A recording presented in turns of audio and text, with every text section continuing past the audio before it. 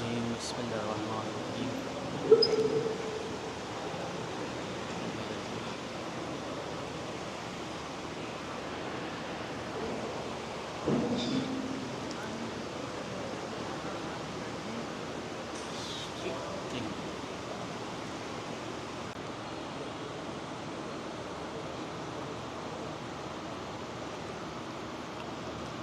الذي خلق الموت والحياة ليبلوكم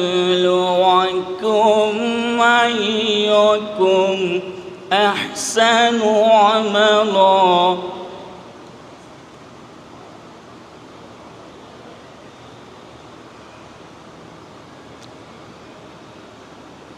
وهو العزيز الغفور الذي خلق 7 سماوات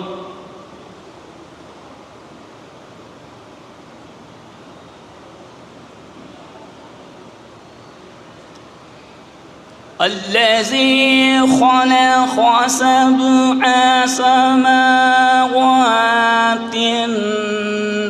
طباقا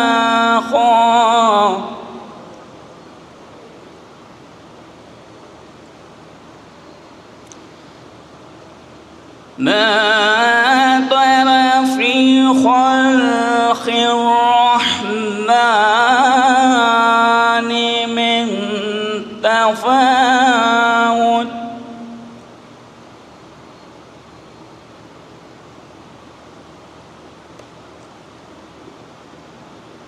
وارجع البصر هل ترى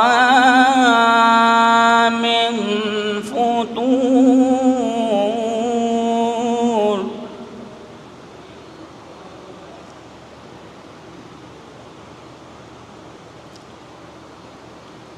ثم ارجع البصر كرتين ينقلب إليك البصر خاسئا وهو حسير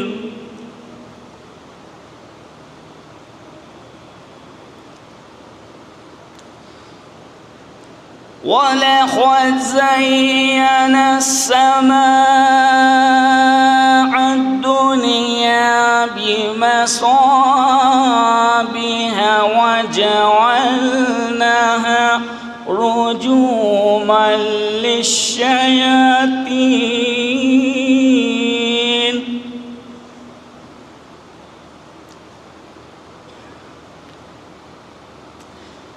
وجعلناها رجوما للشياطين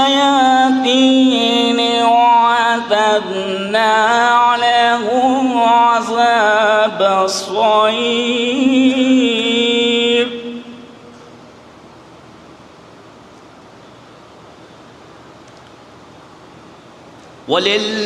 وللذين كفروا بربهم عذاب جهنم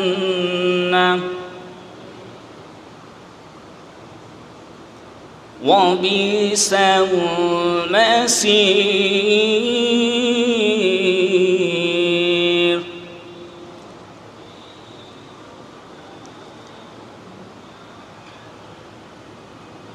إذا ألقوا فيها سمعوا لها شيخا وهي تفور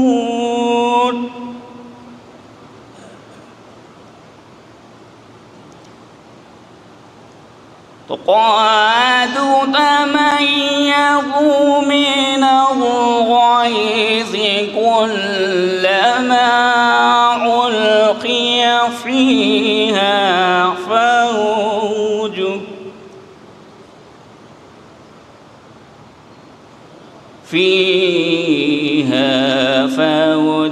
سأعلم خزنتها علم يعطيكم نذير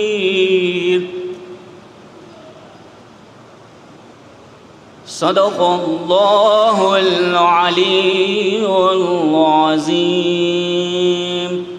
وصدق رسولہ النبی الکریم اللہم صل علی محمد وآل محمد.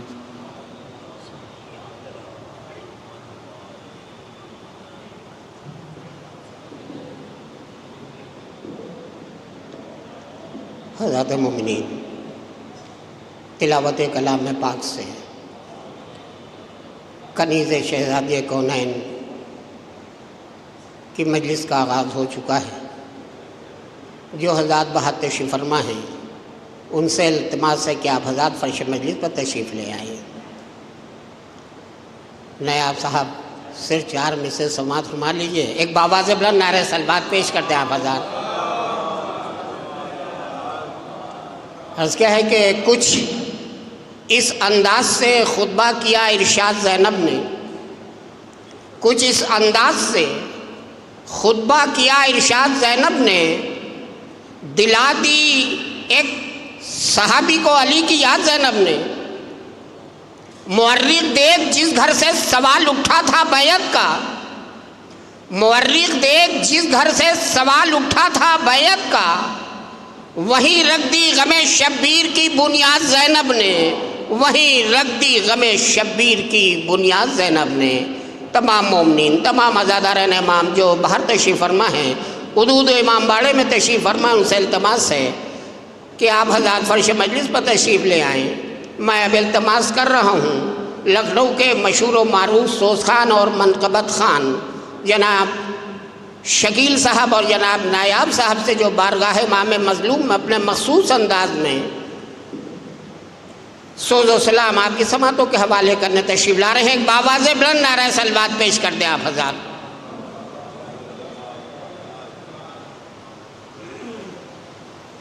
ادھر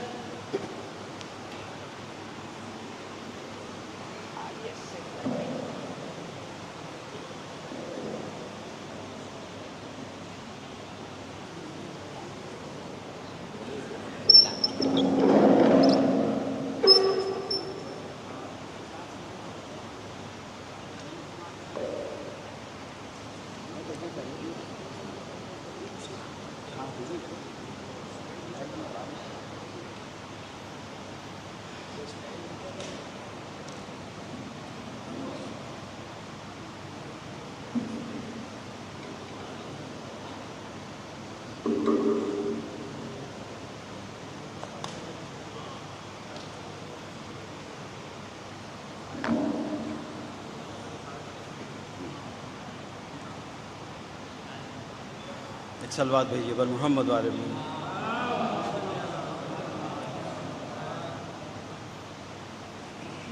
درمیان کی جگہ یہ خالی ہے گا، تھوڑا تھوڑا آپ لوگ ادھر آ جائیے، بیچ میں آ جائیے. بہت شکریہ.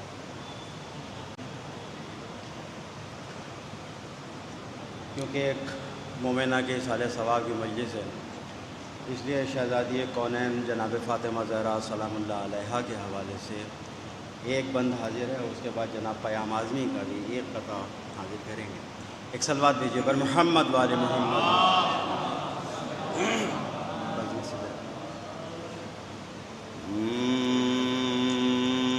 بزم سدرا کو سجا لوں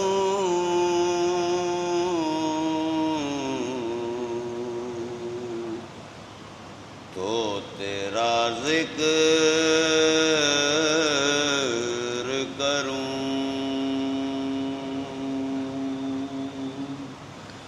بزم سدرا کو سجا لوں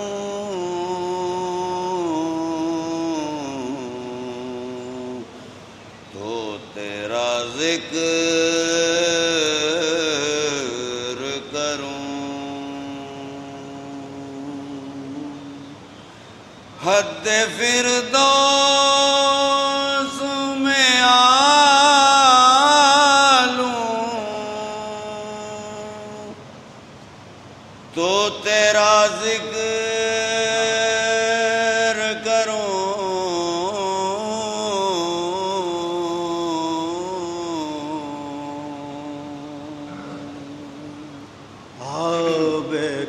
کوثر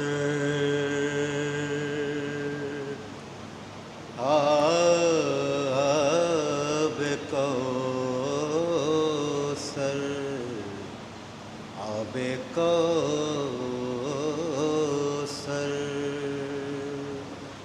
آب کوثر سے نہا لوں تو تیرا ذکر کروں سر پہ قرآن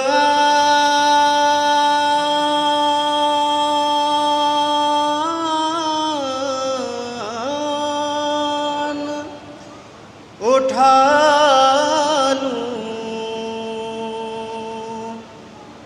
تو تیرا ذکر کروں تاج عصمت ہے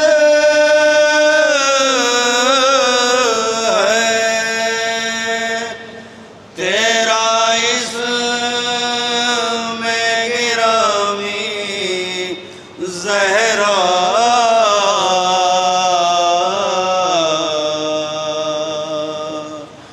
روح مریم تجھے دیتی ہے سلامی زہرا. جناب پیام اعظمی صاحب کا بھی ایک پتہ اور حاضر ہے. ایک صلوات بھیجیے بر محمد والے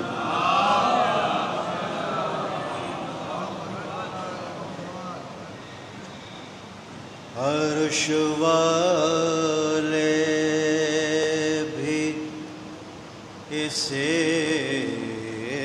در سے رسد مانگتے ہیں.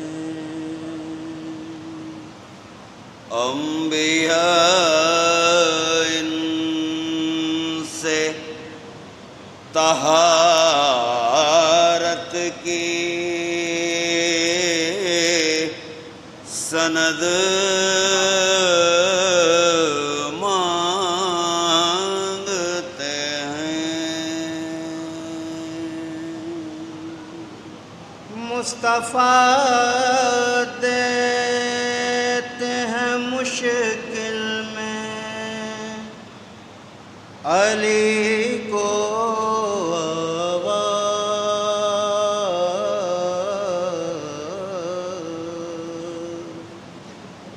مصطفیٰ دیتے ہیں مشکل میں علی کو آواز اور علی فاطمہ زہرا سے مدد مانگتے ہیں. ایک صلوات بھیجیے بر محمد والے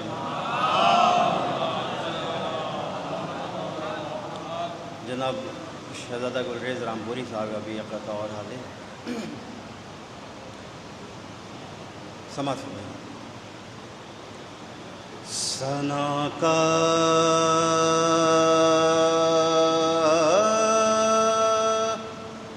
باب کھولا جا رہا ہے. ثنا کا باب کھولا جا رہا ہے. ابھی لفظوں کو تولا جا رہا ہے. ثنا کا باب کھولا جا رہا ہے. سر محفل علی کا ذکر کر کے سرے محفل علی کا ذکر کر کے عقیدہ کو ٹٹولا جا رہا ہے، ثنا کا باب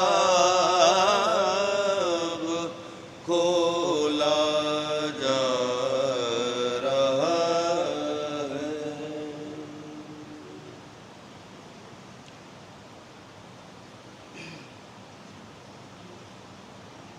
جناب عباس شاہ صاحب کی منقبت کی فرمائش ہے، بہادر یہ دیتے ہیں، بہت ہی مشہور و معروف منقبت ہے۔ اس میں ایک قطع بند انہوں نے اپنی طرف سے نظم فرمایا اور باقی کی پوری منقبت مولا کائنات کی زبانی نظم فرمائی ہے، اور جو آخری کا قطع بند ہے وہ حاصل کلام ہے۔ سماعت فرمائے، ایک صلوات بھیجیے بر محمد والے محمد۔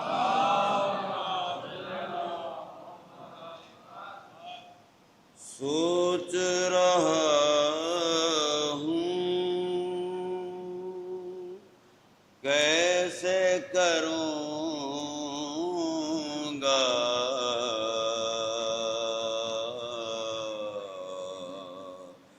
مدح حیدر میں، سوچ رہا ہوں کیسے کروں گا مدح حیدر میں، سورج کی تعریف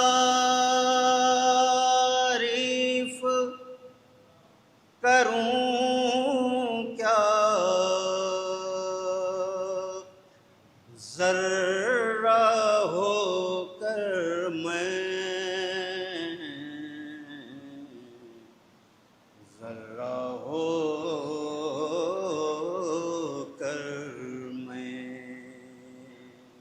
سب سے بہتر یہی رہے گا اے ارباب ولا، ان کی ثنا خود ان کی زبانی نظم کروں گر میں،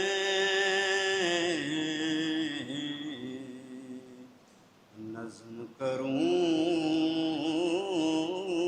گر میں۔ اب یہاں سے منقبت مولا کائنات۔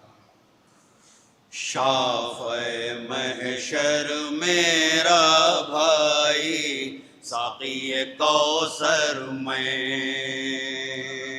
شافع محشر میرا بھائی ساقی کوثر میں، میری زوجہ سب سے بہتر اس کا ہمسر میں، شافع محشر میرا بھائی ساقی کوثر میں، شافع محشر میرا بھائی ساقی کوثر میں، مجھ کو مٹانا ہے تو مٹاؤ پہلے سورہ ہم، مجھ کو مٹانا ہے تو مٹاؤ پہلے سورہ ہم، سورہ حمد میں پوشیدہ ہوں نقطہ بن کر میں، شافع محشر میرا بھائی ساقی کوثر میں، شافع محشر میرا بھائی ساقی کوثر میں، ایک فقط قرآن ہی نہیں ہے میرا مدحت خواں، ایک فقط قرآن ہی نہیں ہے میرا مدحت خواں، تورات و انجیل میں بھی ہوں ورق ورق پر میں، شافع محشر میرا بھائی ساقی کوثر میں، شافع محشر میرا بھائی ساقی کوثر میں، میرے لقب کا غاصب کاذب ابن کاذب ہے،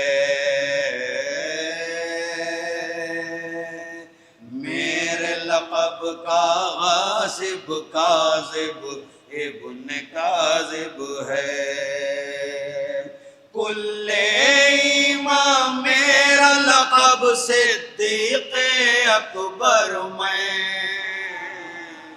شافع محشر میرا بھائی ساقی کوثر میں، شافع محشر میرا بھائی ساقی کوثر میں، میرے ہی ناموں کی صدا ہر دور میں گونجی تھی، میرے ہی ناموں کی صدا ہر دور میں گونجی تھی، کہیں علی ہوں کہیں ایلیا کہیں حیدر میں، شافع محشر میرا بھائی ساقی کوثر میں، شافع محشر میرا بھائی ساقی کوثر میں، حاصل کلام پتہ بند سماعت، دوش نبی پر میری بلندی کا یہ عالم تھا، دوش نبی پر میری بلندی کا یہ عالم تھا،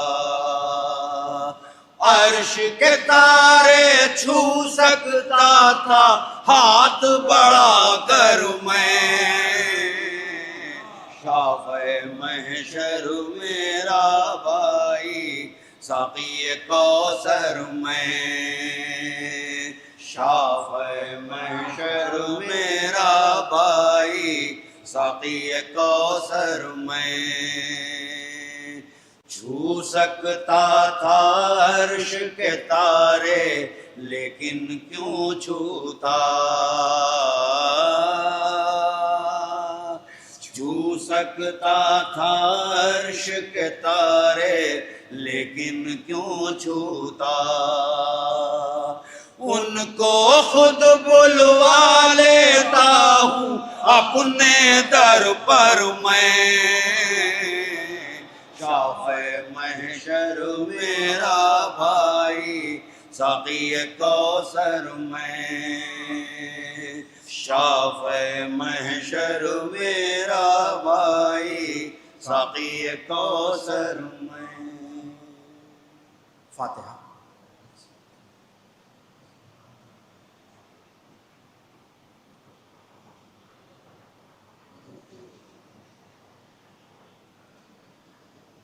شبیہ ایمان میں زمان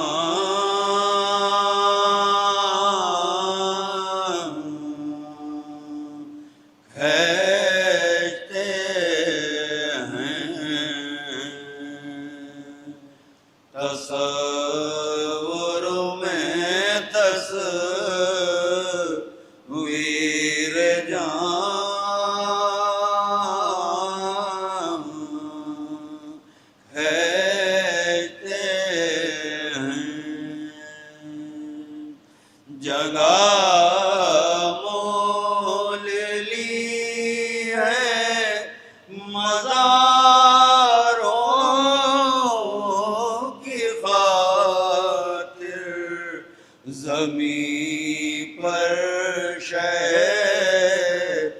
دی نشان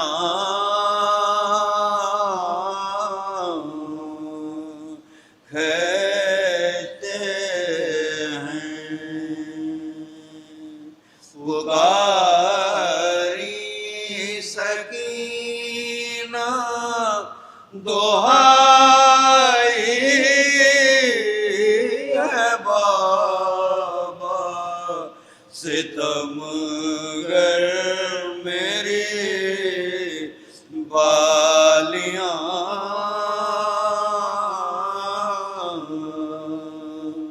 کھینچتے ہیں کہا رو کے اکبر نے اے درد تھم جا کلیجے سے باسنا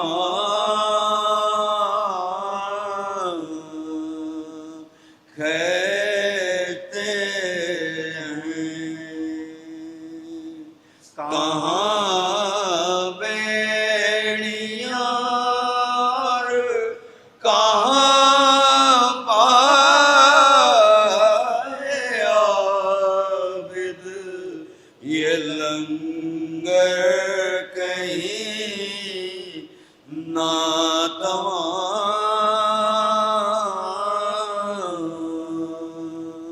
کھینچتے ہیں کٹی جاتی ہیں گردن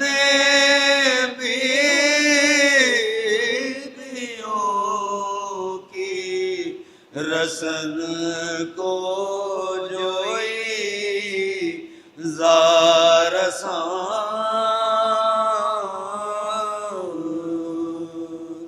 کھینچتے ہیں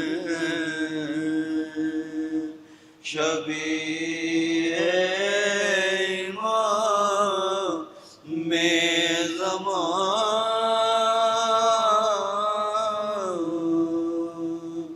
کھینچتے ہیں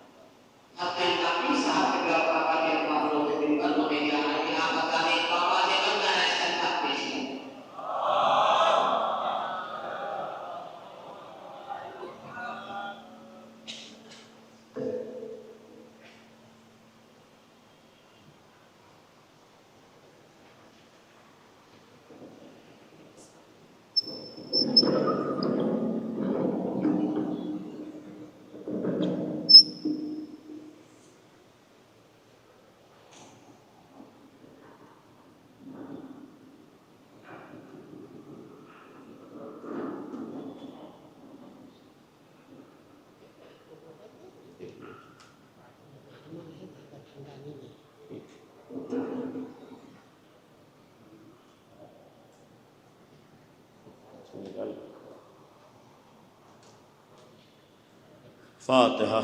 بسم الله الرحمن الرحيم. الحمد لله رب العالمين الرحمن الرحيم مالك يوم الدين إياك نعبد وإياك نستعين اهدنا الصراط المستقيم المغضوب عليهم ولا الضالين. أعوذ بالله السميع العليم من الشيطان الرجيم. بسم الله الرحمن الرحيم. الحمد لله رب العالمين والصلاة والسلام على أشرف الأنبياء والمرسلين خاتم النبیین رحمت للعالمین ابی القاسم محمد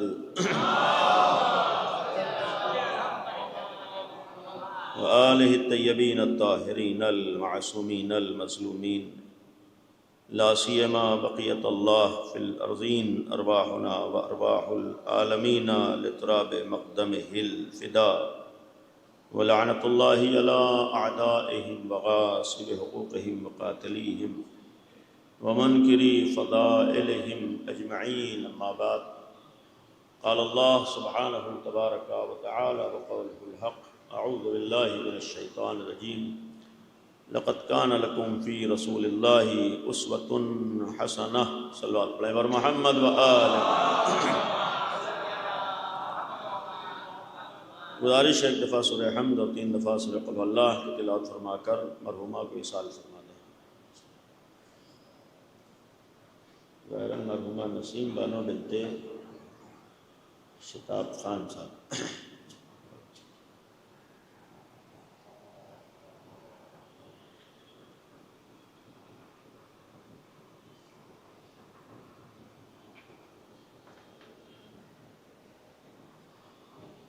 بسم اللہ الرحمن الرحیم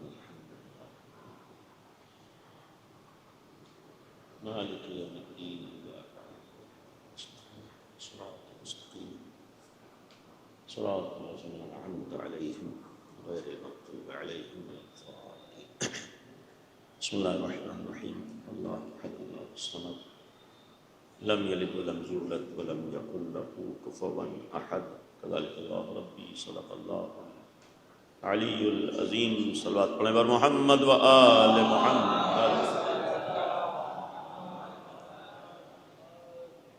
مرحومہ کی اصال ثواب کی غرض سے مناسبتوں کے مد نظر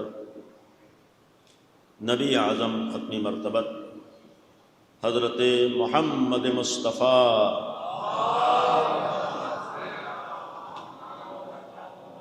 صلی اللہ علیہ وآلہ وسلم کی بابرکت ذات گرامی کی سیرت کے حوالے سے چند باتیں بیان کرنے کی کوشش ہوگی،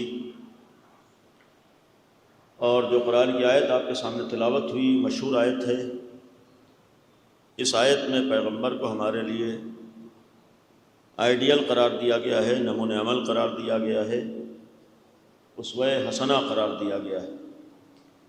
قرآن کا اعلان یہ ہے کہ لقد کان لکم فی رسول اللہ اسوۃ حسنہ، تمہارے لیے اسوہ حسنہ پیغمبر کی ذات گرامی ہے، نبی کی ذات میں تمہارے لیے نمونِ عمل ہے، پیغمبر تمہارے لیے آئیڈیل ہیں، اور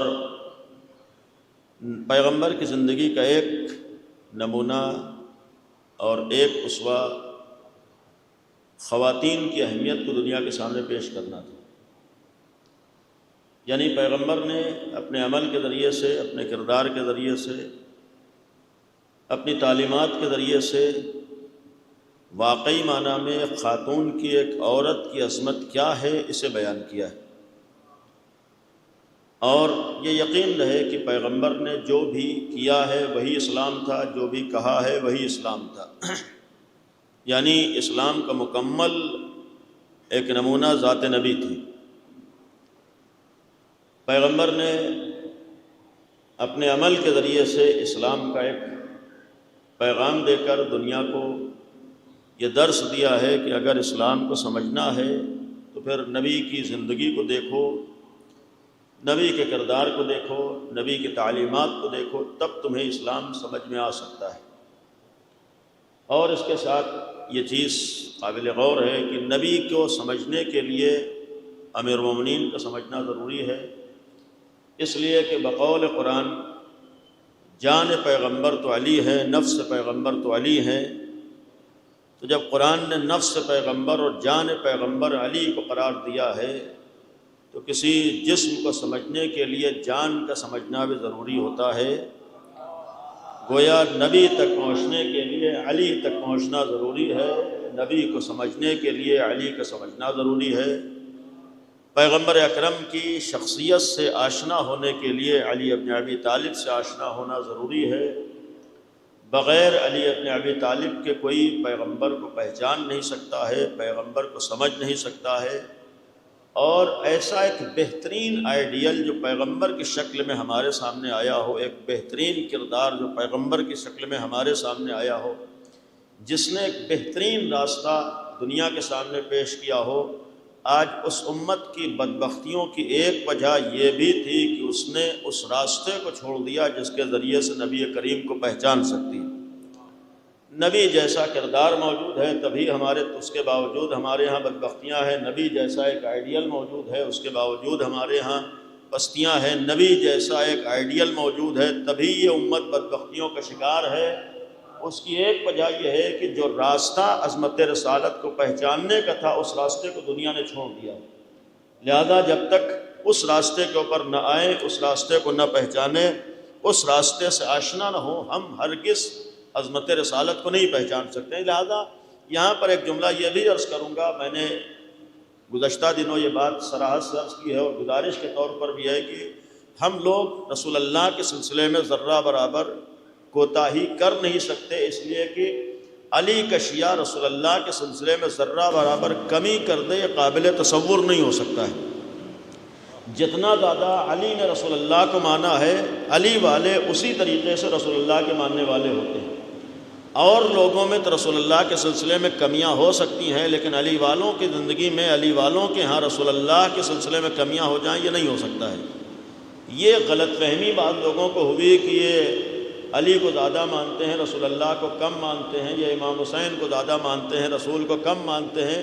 یہ غلط فہمی ہے، الزام ہے، تہمت ہے۔ وہ علی والا ہو نہیں سکتا ہے جو رسول اللہ کو کم مانتا ہو، یعنی وہ علی والا ہو نہیں سکتا ہے جو رسول اللہ کو کم مانتا ہو۔ یقیناً علی والا ہونے کا مطلب یہ ہے کہ رسول اللہ، اور اسی لیے مجلسی نکتہ نہیں ہے بلکہ ایک حقیقت ہے کہ ہم لوگ اتنا زیادہ ذکر علی اس لیے کرتے ہیں، اتنا زیادہ تذکر علی اس لیے کرتے ہیں، زندگی بھر علی علی اس لیے کرتے ہیں، اس لیے کہ ہمیں معلوم ہے کہ جب علی کو پہچانیں گے تبھی رسول کو پہچان سکتے ہیں۔ جب علی ابن ابی طالب کی معرفت ہوگی تبھی تو ہمیں رسول کی معرفت ہو سکتی ہے۔ علی کو چھوڑ کر ہمیں یقین ہے ہمیں عظمت رسالت نہیں مل سکتی ہے، سیرت رسول نہیں مل سکتی۔ لہذا در علی پر آتے ہیں تاکہ علی کے ذریعے سے ہمیں رسول بھی مل جائے، اور جب معلوم ہے کہ علی کے صدقے میں رسول ملیں گے تبھی علی کے صدقے میں خدا بھی ملے گا۔ یہی وہ دروازہ ہے جو ہمیں رسول تک بھی پہنچاتا ہے، یہی وہ دروازہ ہے جو ہمیں خدا تک پہنچاتا ہے۔ لہذا ہمارے ہاں رسول اللہ کے سلسلے میں کوئی کمی نہیں ہو سکتی ہے۔ لہذا ایک پیغمبر کی سیرت کا پہلو اگر وقت رہا تو بقیہ صفات کا تذکرہ ہوگا، لیکن ایک سیرت کا پہلو یہ تھا کہ پیغمبر نے عورت کی عظمت کیا ہے اسے بھی کائنات کے سامنے پیش کیا۔ اور ایک بات عرض کروں گا کہ جو حق اسلام نے دے دیا ہے اتنا حق کائنات کا کوئی دین یا مذہب یا کوئی انسان عورتوں کو دے نہیں سکتا ہے، سمجھ نہیں سکتا ہے تو حق دینا دور کی بات ہے۔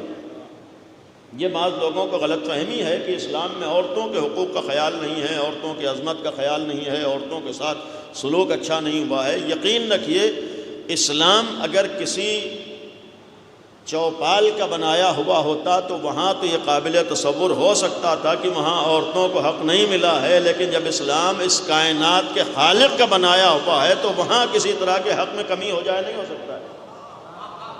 یعنی یہ تو ہو سکتا ہے کہ جہاں چوپالوں میں جا کر دین بنایا جائے تو وہاں تو عورتوں کے حقوق میں کمی ہو سکتی ہے، اور ایسے ہی جگہوں والے دین میں عورتیں میدان میں بھی شاید سواریوں پر سوار دکھائی دے جائیں، لیکن جو اللہ کی طرف سے آنے والے دین کی بات ہوگی وہاں عورت بھی اس دین کے اوپر عمل کرتے ہوئے اسی عظمتوں کا اعلان کر رہی ہوگی۔ یعنی یقیناً اسلام میں جتنا عورتوں کی عظمت ہے، جتنا عورتوں کا احترام ہے، جتنا عورتوں کا مرتبہ ہے، اور یہی وجہ ہے کہ اگر ہم پیغمبر کے اس زمانے کا جائزہ لیں، ایک بدترین کردار اس زمانے میں یہ بھی تھا کہ عورتوں کی اہمیت نہیں تھی۔ آج جس مرتبے کی حامل عورت ہے، جو عظمت عورت کو حاصل ہوئی ہے، یہ احسان ہے اسلام کا اور نبی اسلام کا۔ آج جس حد تک بھی عورت کا مرتبہ، عورت کی عظمت لوگوں کے سامنے آئی ہے، یہ احسان ہے اسلام کا اور دین اسلام کا، رسول اسلام کا۔ اس لیے کہ وہ زمانہ ایک زمانہ ایسا تھا کہ جہاں عورت کی کوئی اہمیت نہیں تھی۔ آپ نے مسلسل واقعات سنے ہیں کہ جس دور کے بدترین کاموں میں سے ایک کام یہ تھا کہ بیٹیوں کو زندہ درگور کر دیتے تھے. اس زمانے میں لڑکیوں کو زندہ درگور کر دیتے تھے. یعنی یا تو بیٹی پیدا نہیں ہوتی تھی، اگر پیدا ہوئی ہے تو پھر اسے قتل کر دیا جاتا تو دفن کر دیا جاتا.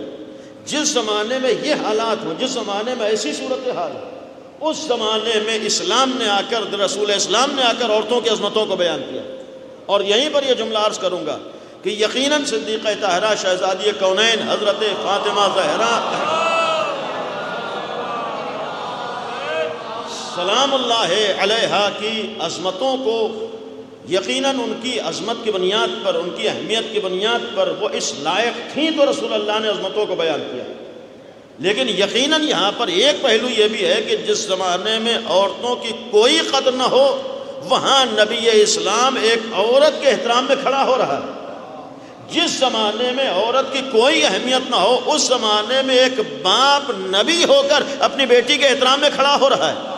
یہ بھی اسلام کی عظمتوں کا اعلان تھا، یہ بھی اسلام کی عظمت کا اعلان تھا، یہ بھی اسلام کی نگاہ میں عورت کیا ہے اس کا بھی اعلان تھا. یعنی پیغمبر اکرم نے یہی ایک جملہ عرض کروں گا رک کر کہ اس زمانے کے، جس کو ہم لوگ زمانے جاہلیت کہتے ہیں، جاہلیت کا زمانہ وہ زمانہ کہلاتا ہے یعنی جہاں انسانی اقدار نہیں تھے، انسانی ویلیوز نہیں تھے، جہاں انسانیت کا تصور نہیں تھا، جہاں پستیاں تھیں، جہاں برائیاں تھیں. اس زمانے کا ایک نمونہ یہ پیش کیا جاتا ہے کہ جہاں بیٹیوں کو دفن کر دیا جاتا تھا، بیٹیوں کو قتل کر دیا جاتا تھا. تو گویا ہم سب نے اتنا تو تسلیم کر لیا کہ اگر بیٹیوں کو قتل کیا جائے تو یہ زمانے کی جاہلیت کی ایک دلیل ہوتی ہے. اور جب زمانہ جاہلیت کا شکار ہو تو پھر اس زمانے کے رہنے والے پھر قابل غور ہے کہ جب زمانہ جاہلیت کا ایک نمونہ بیٹیوں کو قتل کر دینا ہو، بیٹیوں کو درگور کر دینا ہو، بیٹیوں کو زندہ دفن کر دینا ہو، اگر زمانے جاہلیت کا ایک نمونہ ہے تو میں ایک سوال کروں گا، اگر اس زمانے میں یہ کام تھا تو کیا آج یہ زمانے میں کام نہیں ہو رہا ہے؟ اگر اس زمانے میں بیٹیوں کو زندہ دفن کر دیا جاتا تھا تو کیا آج بیٹیوں کو قتل نہیں کیا جاتا ہے؟ فرق ہاں اتنا ہو گیا ہے کہ پہلے اتنی ترقی نہیں ہوئی تھی کہ ماں کے شکم میں بیٹیوں کو قتل کیا جاتا. آج اتنی ترقی ہو گئی ہے کہ پتہ چل جاتا ہے کہ بیٹی ماں کے شکم میں موجود ہے تو بیٹیوں کو قتل کر دیا جاتا ہے. گویا جہاں بھی یہ عمل انجام دے دیا جائے وہ بھی زمانے کی جاہلیت کا ایک نمونہ ہوا کرتا ہے. یہ ترقی کا نمونہ نہیں ہے، اسے انسانیت نہیں کہا جاتا، یہ انسانیت سے گری ہوئی ایک چیز ہے. ہمیں ہرگز انسان ہو کر اجازت نہیں ہے کسی کی جان لینے کا.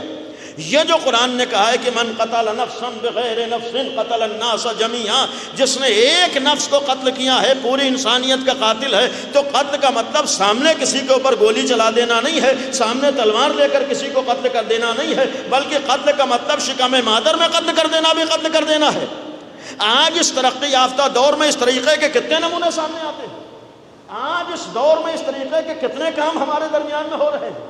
اور اگر وہ لوگ کر رہے ہوں جہاں دین کا تصور نہیں ہے، جہاں شریعت کا تصور نہیں ہے، جہاں اسلام کا تصور نہیں ہے، تو اتنا قابل تعجب نہیں ہے.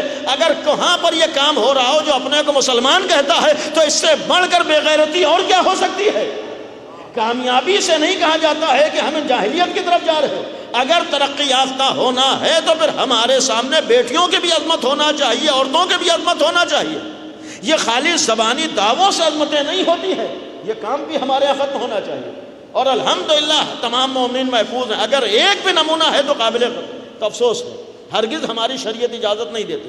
اسی لیے بات آئی، اس سے پہلے بھی کسی موقع پر عرض کیا، ہمارا دین تو اس مسئلے میں اتنا سخت ہے. یہ جو ماں کے شکم میں آسانی سے یہ معاملات انجام دے دیے جاتے ہیں اور ختم کر دیا جاتا ہے، اتنا یقین رہے کہ یہ ایسا سخت ترین مسئلہ ہے کہ اگر ہم نے ختم کروایا ہے، اولاً قرآن کی نظام میں ہم پوری انسانیت کے قاتل ہیں. ایک نفس کو قتل کرنے والا پوری انسانیت کا قاتل ہے. اور پھر جس نے یہ فعل انجام دیا ہے اس کے اوپر دیت واجب ہے.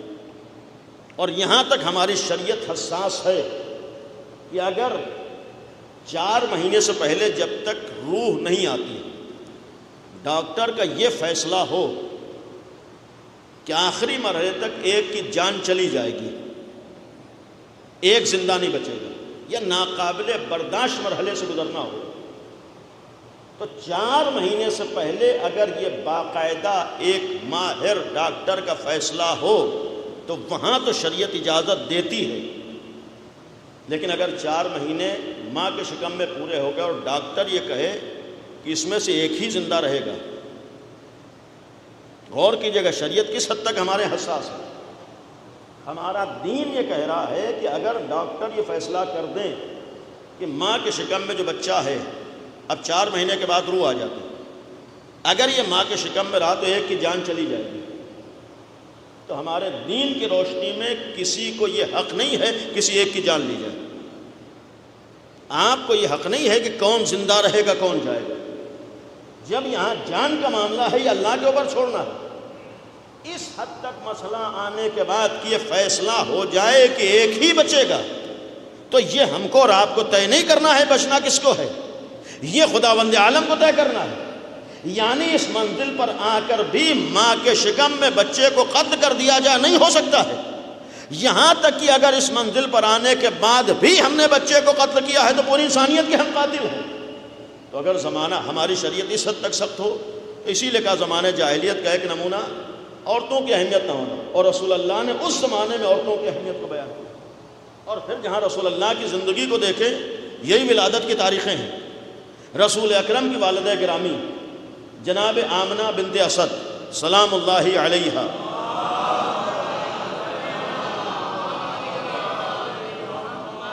یہ بھی ایک عظمتوں کی حامل خاتون تھی، یعنی معمولی ماں نہیں تھی۔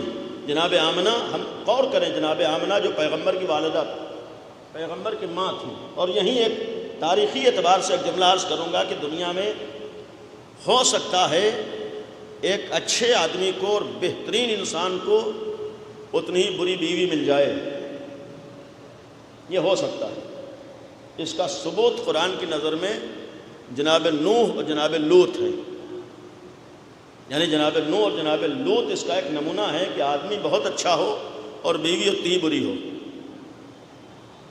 شریک حیات بری ہو، یہ ہو سکتا ہے۔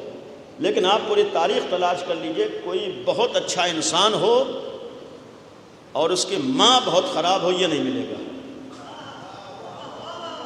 یعنی تاریخ میں آپ کو ایسا نمونہ نہیں ملے گا کہ آدمی بہت اچھا ہے اور ماں بہت خراب ہے۔ یہ نمونے تو مل جائیں گے، اور تاریخ میں بہت سے نمونے ہیں کہ آدمی بہت اچھا ہے اور گھر والی اچھی نہیں ہے۔ اسی لیے ہمارے ہاں گھر والی معیار نہیں ہے، اچھا ہونا معیار ہے۔ جناب نوح جناب لوط کے لیے مثال، لیکن کوئی بھی ایسا آپ کو نہیں ملے گا کہ انسان بہت اچھا ہو اور ماں بہت بری ہو۔ تاریخ گواہ ہے کہ اگر انسان کمالات کا حامل ہے تو اس کی ماں بھی کمالات کی حامل ہے، اس کی ماں بھی عظمتوں کی حامل ہے۔ یعنی جتنی بھی عظیم شخصیات ہیں ان کی مائیں معمولی شخصیت نہیں ہیں، چاہے جناب آمنہ بنت اسد رہی ہوں، چاہے جناب آمنہ بنت وہب رہی ہوں، جناب فاطمہ بنت اسد رہی ہوں، چاہے صدیقہ طاہرہ ہیں، چاہے ازواج معصومین میں معصومین کی مائیں رہی ہوں، کوئی ایک خاتون معمولی خاتون نہیں۔ اس کے ایک معنی ہے کہ اگر ہماری نگاہوں میں عظمت رسالت ہے تو پھر ہماری نگاہوں میں اس ماں کی عظمت بھی ہونا چاہیے جسے اللہ نے نبی جیسی ذات کی ماں بننے کے شرف عطا کیا۔ نبی جیسی ذات کی ماں آسانی سے کوئی خاتون نہیں بن سکتی ہے، اور اگر نبی جیسی ذات کے لیے کوئی ماں آسانی سے ماں نہیں بن سکتی ہے تو جو نبی اپنی بیٹی کے احترام میں کھڑا ہو رہا ہو، اس بیٹی کی ماں بھی کوئی معمولی خاتون نہیں ہو سکتی ہے۔ ایسے موقع پر ہمیں اس بات کا احساس بھی رہے کہ اگر نبی کی زندگی میں کسی ام المومنین کی عظمت کو دیکھنا ہے تو وہ سر فہرست جناب خدیجہ ہے۔ یہ نبی کا عمل گواہ ہے، اور عمل سے بڑھ کر صدیقہ طاہرہ جیسی بیٹی گواہ ہے کہ جو مرتبہ اللہ نے خدیجہ کبریٰ کو عطا کیا ہے وہ کائنات کی کسی عورت کو عطا نہیں کیا ہے۔ المیہ تو یہ ہے کہ جب رسول کی بات آتی ہے، ولو قرآن کی نظر میں ازواج رسول ہو تو ایسی ویسی ازواج کا جو تذکرہ ہو جاتا ہے، جب ام المومنین کی بات آتی ہے تو ہر طرح کی مائیں اپنی مائیں نظر آتی ہے، لیکن اسی امت مسلمہ کو جناب خدیجہ کی عظمتیں سمجھ نہیں آتی ہے۔ لہذا یقین رکھیے نبی کی عظمت اور ام المومنین میں اگر کوئی خاتون عظمتوں کی حامل ہے اسے جناب خدیجہ کہتے ہیں۔ جناب ختیجہ کا درجہ معمولی درجہ نہیں ہے، لہذا عظمت رسالت کے ساتھ ساتھ یہ افسوس کے جا ہے کہ جہاں پر ہم سب کا تذکرہ کریں جناب خدیجہ کو بھول جائیں۔ ہماری مثال کے طور پر ملک و شہر میں سیرت رسول کے کتنے جلسے ہوتے ہیں، لیکن آج تک آپ نے کہیں جناب پیغمبر کے حوالے سے جناب خدیجہ کا تذکرہ سنا ہوگا، جبکہ اگر فضیلت کے اعتبار سے کسی کا حق ہے کہ اس کا تذکرہ ہو جناب خدیجہ۔ لہٰذا ایک بات میں نے عرض کی کہ کوئی آسان نہیں ہے کسی عظیم انسان کی ماں بن جانا۔ تو پہلی چیز ہے جناب آمنہ بنت وہب جو پیغمبر کی ماں ہے، اور یہیں سر عظمت کا پہلو کیا ہے، جناب عبد المطلب جو رسول اکرم کے دادا ہیں، ان سے متعلق ایک جملہ ہے کہ جس وقت جناب عبداللہ جو پیغمبر کے والد تھے اور جن کی شریک حیات جناب آمنہ بنت وہب ہوئی ہیں، جس وقت رشتے کی بات آئی ہے تو جناب عبد المطلب نے جناب عبداللہ سے جناب آمنہ کی چند خوبیوں کا تذکرہ کیا، یعنی روایت موجود ہے، تاریخ میں ہے کہ چند خوبیوں کا تذکرہ کیا۔ ان خوبیوں میں سے جناب عبد المطلب نے جو جناب عبداللہ سے تذکرہ کیا ہے، ادب کا تذکرہ کیا ہے کہ با ادب ہے، تہذیب کا تذکرہ کیا ہے کہ مہذب ہے، علم کا تذکرہ کیا ہے کہ صاحب علم ہے، اخلاق کا تذکرہ کیا ہے کہ صاحب اخلاق ہے، یعنی باقاعدہ قرآن ان کی طہارت و پاکیزگی کا تذکرہ کیا۔ اس زمانے جاہلیت میں جہاں ہر طرف برائیاں ہوں، جہاں طہارت و نجاست کا تصور نہ ہو، وہاں جناب عبد المطلب فرما رہے ہیں جناب عبداللہ سے کہ اس مکے میں اگر کوئی پاکیزہ خاتون ہے وہ جناب آمنہ ہے، اگر کوئی عالمہ خاتون ہے وہ جناب خدیجہ، جناب آمنہ، اگر کوئی مطہرہ خاتون ہے وہ جناب عاقلہ ہے کوئی تو جناب آمنہ ہے، فہیمہ ہیں، سمجھدار ہیں، باادب ہیں۔ اس کا شاید ایک مفہوم یہ ہو جناب عبد المطلب نے جو تذکرہ کیا ہے جناب عبداللہ سے، اس کے ایک معنی شاید یہ تھے کہ اگر کوئی عظیم خاتون، عظیم انسان دنیا میں آنا ہو، صحیح ہے تمام عظمتیں اللہ عطا کرتا ہے، نبی بنایا ہے تو سارے کمالات دے کر بھیجے گا، لیکن کمالات عطا ہونے کے باوجود ایسے عظیم انسان کی ماں بھی وہی ہوگی جو عظمتوں کی حامل ہو، اور شاید یہ جناب عبد المطلب کا ان عظمتوں کا تذکرہ کرنا اس بات کا بھی پیغام ہو، چونکہ یہاں پر یہ بھی جملہ عرض کروں گا، جب شادیوں کی بات آئے تو سب سے پہلی ہماری ذمہ داری نسلوں کو نگاہوں میں رکھنا ہے۔ جب بھی رشتے کی بات آئے سب سے پہلا فریضہ ہماری اپنی نسل کو دیکھنا ہے۔ شادی کا ایک بہت بڑا فلسفہ ہی نسل انسانی ہے، یعنی ہماری اور آپ کی ذمہ داری سب سے پہلی شادی کے لیے ہے کہ ہماری نسل کیسی ہونی چاہیے۔ کاش یہ معیار اگر ہماری نگاہوں میں ہو کہ ہماری نسل کیسی ہونی چاہیے، تو آج جو بہت سی مصیبتیں سماج میں ہیں وہ مصیبتیں ختم ہو جائیں، یہ بہت سی جو بے جا رکاوٹیں ہیں وہ رکاوٹیں ختم ہو جائیں، آج بہت سے مسائل جو ہمارے سماج میں ہے وہ مسائل ختم ہو جائیں۔ یہ جہاں سیلی کو معیار بنایا جاتا ہے، جہاں دولت کو معیار بنایا جاتا ہے، جہاں جہیز کو معیار بنایا جاتا ہے، ظاہر سی بات ہے جہیز دیکھ کر شادیاں ہوتی ہیں، سہیلی دیکھ کر شادی ہوتی ہے، مال و دولت دیکھ کر شادی ہوتی ہے، جبکہ اس کا زندگی سے کوئی تعلق نہیں ہوتا ہے، اور یہ چیزیں نسلوں تک نہیں پہنچتی ہیں۔ اگر فلسفہ شادی یہ ہے کہ ہماری نسل کیسی ہو، تو دولت کی بنیاد پر نسل اچھی ہو جائے کوئی گارنٹی نہیں ہے، شہرت کی بنیاد پر نسل اچھی ہو جائے تو کوئی گارنٹی نہیں ہے، اچھی سیلری کی بنیاد پر نسل اچھی ہو جائے تو گارنٹی نہیں ہے۔ ہاں سامنے والا اچھائیوں کا حامل ہوگا تبھی نسل اچھی ہو سکتی ہے۔ کاش ہماری نگاہوں میں یہ معیار ہو کہ ہمیں کیسی نسل چاہیے۔ اسی لیے نوجوانوں سے ایک جملہ عرض کروں گا، یہ ہمارا بنیادی فریضہ ہے کہ اس مرحلے پر چند روزہ زندگی کو نہ دیکھیں بلکہ آنے والی پوری نسلوں کو دیکھ رہے ہوں۔ جیسی نسل بنانا چاہتے ہیں ویسا ساتھی انتخاب کرنا ہوگا، جیسا ساتھی ہوگا ویسی ہی ہماری نسل سامنے آتی ہے۔ اگر ساتھی دیندار ہوگا تبھی نسل دیندار بنے گی، اگر ساتھی بافہم ہوگا تبھی ہماری نسل بافہم بنے گی، اگر ہمارا ساتھی صاحب عقل ہوگا تبھی ہماری نسل صاحب عقل بن سکتی ہے۔ ساری چیزیں ہو دین ہی نہ ہو، ساری چیزیں ہو شریعت ہی نہ ہو، تو پھر ضروری نہیں ہے کہ نسل ہماری صاحب دین بن جائے۔ اسی لیے ایک جملہ عرض کروں گا کہ آج ہمارے لیے بات ماں کے ایصال ثواب کی بھی ہے، اور یہ واقعات اس بات کے پیغام ہیں کہ اثرات ہوتے ہیں۔ اور یہ جملہ میں نے بہت سی جگہوں پر عرض کیا ہے، چونکہ یہاں بارگاہ باب الحوائج میں ہے، باب ابو الفضل عباس علیہ السلام کی بارگاہ میں یہ عملی ثبوت ہمارے سامنے ہے کہ امیر المومنین جیسا بھی با کمال اور صاحب کمال انسان محمد و آل محمد،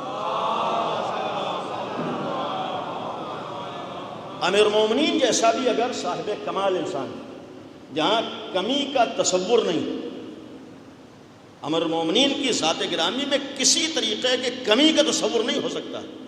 مولائے کائنات کو سارے کمالات اللہ نے عطا کیے، ساری فضیلتیں اللہ نے عطا کی، امیر المومنین کے اندر کوئی ایسی خوبی نہیں ہے جو نہ ہو۔ اس لیے کہ علی اگر ذریعہ معرفت رسول ہیں تو رسول اللہ کی اچھائیوں کو پہچاننے کے لیے رسول کے علی ابن ابی طالب میں ساری اچھائیاں ہونا ضروری ہے، اور اگر علی ابن ابی طالب مظہر صفات خداوند عالم ہیں تو علی میں سارے کمالات کا ہونا ضروری ہے، تاکہ علی کے ذریعے سے ہم خدا کو پہچان سکیں۔ اگر علی سے ہمیں خدا کو پہچاننا ہے تو مولا علی میں سارے کمالات کا ہونا ضروری ہے، ساری اچھائیوں کا ہونا ضروری، ساری خوبیوں کا ہونا ضروری۔ لہذا اللہ نے علی کو صاحب کمال بنا کر دنیا میں بھیجا ہے، اور نام علی اسی لیے رکھا ہے کہ پہلے علی کے کمالات کو دیکھو تبھی تمہیں علی اعلیٰ کے کمالات کا اندازہ ہو سکتا ہے۔ علی کی ذات کو دیکھو تاکہ تم خدا کی ذات، جہاں سارے کمالات ہوں، جس ذات میں کمالات میں کمی کا کوئی تصور نہ ہو، اس صاحب کمال انسان کو بھی اگر باکمال بیٹے کی ضرورت ہوئی تو اس نے نہ تو اپنے اوپر بھروسہ کیا ہے نہ اپنی تربیت پہ بھروسہ کیا ہے، جبکہ یہ بھی حقیقت ہے کہ اگر مولا علی تربیت کر دے تو بدترین باپ کا بیٹا بھی بہترین انسان ہو جایا کرتا ہے۔ یعنی جہاں علی کی تربیت کا انداز یہ ہو کہ بدترین باپ کے بیٹے کو بہترین انسان بنا دے تو وہاں ظاہر سی بات ہے کہ امیر المومنین اپنی تربیت کے ذریعے سے بھی بہترین انسان بنا سکتے، لیکن علی نے یہی تو جملہ کہا تھا، اے بھائی عقیل میری شادی کسی ایسی خاتون سے کرا دو جس سے عباس جیسا بیٹا پیدا ہو۔ یہ علی نے عقیل سے تمنا نہیں کی تھی بلکہ ایک پیغام دیا تھا، جیسی ماں ہوتی ہے ویسے ہی اثرات آیا کرتے ہیں، جیسی خاتون ہوتی ہے ویسے ہی اثر اولاد کا ہوتا ہے۔ صلوات پڑھیں بر محمد و آل محمد۔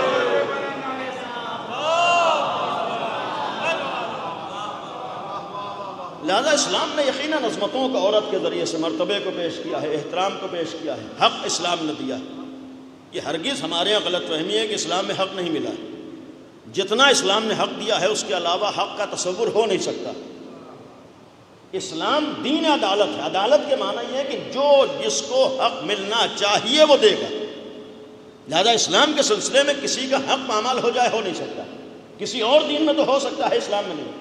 اسلام میں جو مرتبہ عورتوں کا ہے، جو مرتبہ خواتین کا، اسی لیے کہ رسول اللہ کی ہم سیرت کو دیکھیں، اس زمانے میں جہاں ذرہ برابر اہمیت نہیں تھی وہاں رسول اللہ نے، اور یہ جناب عبد المطلب جبکہ اسلام نہیں آیا، ابھی رسول اسلام نہیں ہے، لیکن جناب عبد المطلب جو اسلام کے راستے پر تھے۔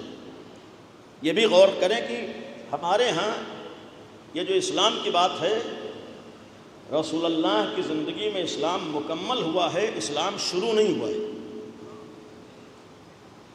اللہ کی طرف سے دین شروع اس وقت ہوا ہے جب سے زمین پر انسانوں کا آغاز ہوا ہے۔ یہ یقین رکھیں اللہ کی طرف سے اس وقت سے دین شروع ہوا جب سے آدمیت کا آغاز ہوا۔ جو پہلا آدمی اس روئے زمین پر آیا ہے دین کے ساتھ آیا ہے، تو اگر پہلا آدمی دین کے ساتھ آیا ہے تو یہ کہنے کا حق ہے کہ آدمی کی پہچان ہی دیندار ہونا ہے۔ جب پہلا آدمی دین کے ساتھ آیا ہے جناب آدم کی شکل میں، اس کے معنی یہ ہے کہ آدمی سے دین کو الگ نہیں کیا جا سکتا۔ آدمی سے دین کو الگ کرنے کا مطلب اس کی آدمیت کا خاتمہ ہے، اور یہیں پر کہنے کا حق ہے کہ انسان اور جانوروں میں فرق بھی اسی دین کی بنیاد پر ہو سکتا ہے۔ اس لیے کہ اگر ہماری نگاہوں میں دین قوانین اور پابندیوں کا نام ہو تو پھر جانور کے لیے کوئی قانون و پابندی نہیں ہوتی ہے، وہی آزاد ہوتا ہے۔ تو اگر جانور آزاد ہو اور ہم انسان ہیں تو اس وقت تک انسان نہیں بن سکتے ہیں جب تک ہمارے لیے کوئی قانون نہ ہو رہا ہو، اور یہ قانون ہمارے اوپر پابندیاں نہیں ہیں بلکہ ہمیں انسان بنانے کا راستہ ہے۔ قوانین ہم لوگ سوچتے ہیں یہ اتنے واجبات اور اتنے محرمات اور یہ سختیاں اور یہ پابندیاں، یہ کرو وہ نہ کرو، یہ کھاؤ وہ نہ کھاؤ، وہاں جاؤ وہاں نہ جاؤ، یہ دیکھو وہ نہ دیکھو، یہ کام انجام دو نہ دو، یہ ساری چیزیں ہمارے لیے پابندیاں نہیں ہیں بلکہ ہمیں آدمی باقی رکھنے کا ذریعہ ہیں۔ اگر ہمیں آدمی باقی رہنا ہے تو ہمیں ان پابندیوں پہ عمل کرنا ہو، یا یہ کہوں کہ انہی پابندیوں پہ عمل کر کے ثابت کرنا ہے کہ ہم آدمی ہیں، انہی پابندیوں پہ عمل کر کے ثابت کرنا ہے کہ ہم آدمی ہیں۔ ہماری آدمیت ختم نہیں ہوئی ہے۔ آدمیت کا مطلب یہ ہے کہ جو قانون خالق نے بنایا ہے اس قانون کے اوپر عمل ہو رہا ہے، اور جب آدمیت کا مطلب دین ہے، دین کے ساتھ ہے آدمیت، تو بے دینی کے ساتھ نہیں ہو سکتی۔ اسی جناب آدم قانون لے کر آئے، لیکن آہستہ آہستہ یہ دین جب جیسی ضرورت ہوئی ہے ویسا یہ دین آتا۔ رسول اللہ کے زمانے میں دین مکمل ہوا، یعنی رسول اللہ کے زمانے میں دین مکمل ہوا ہے، کہ اس کے معنی یہ کوئی زمانہ دین سے خالی نہیں تھا۔ ایسا نہیں کہ رسول اللہ سے پہلے کوئی دین نہیں تھا۔ اللہ کا دین جناب آدم سے شروع ہوا ہے اور آج تک ہے، قیامت تک رہے گا۔ حالانکہ یہ بات ہے کہ جیسی جیسی ابتدا میں ضرورتیں تھیں، یا یہ کہوں کہ جیسا جیسا لوگوں کے اندر سمجھنے کی صلاحیت تھی، ویسا ویسا ادھر سے قانون آتے رہے، اور جب انبیاء کے ذریعے سے انسانیت پروان چڑھتی رہی تو ادھر سے قوانین کا سلسلہ آتا رہا، اور جب آخری نبی نے آ کر کسی حد تک انسانیت کو کمال تک پہنچا دیا، ایک اور صلوات پڑھتے پر محمد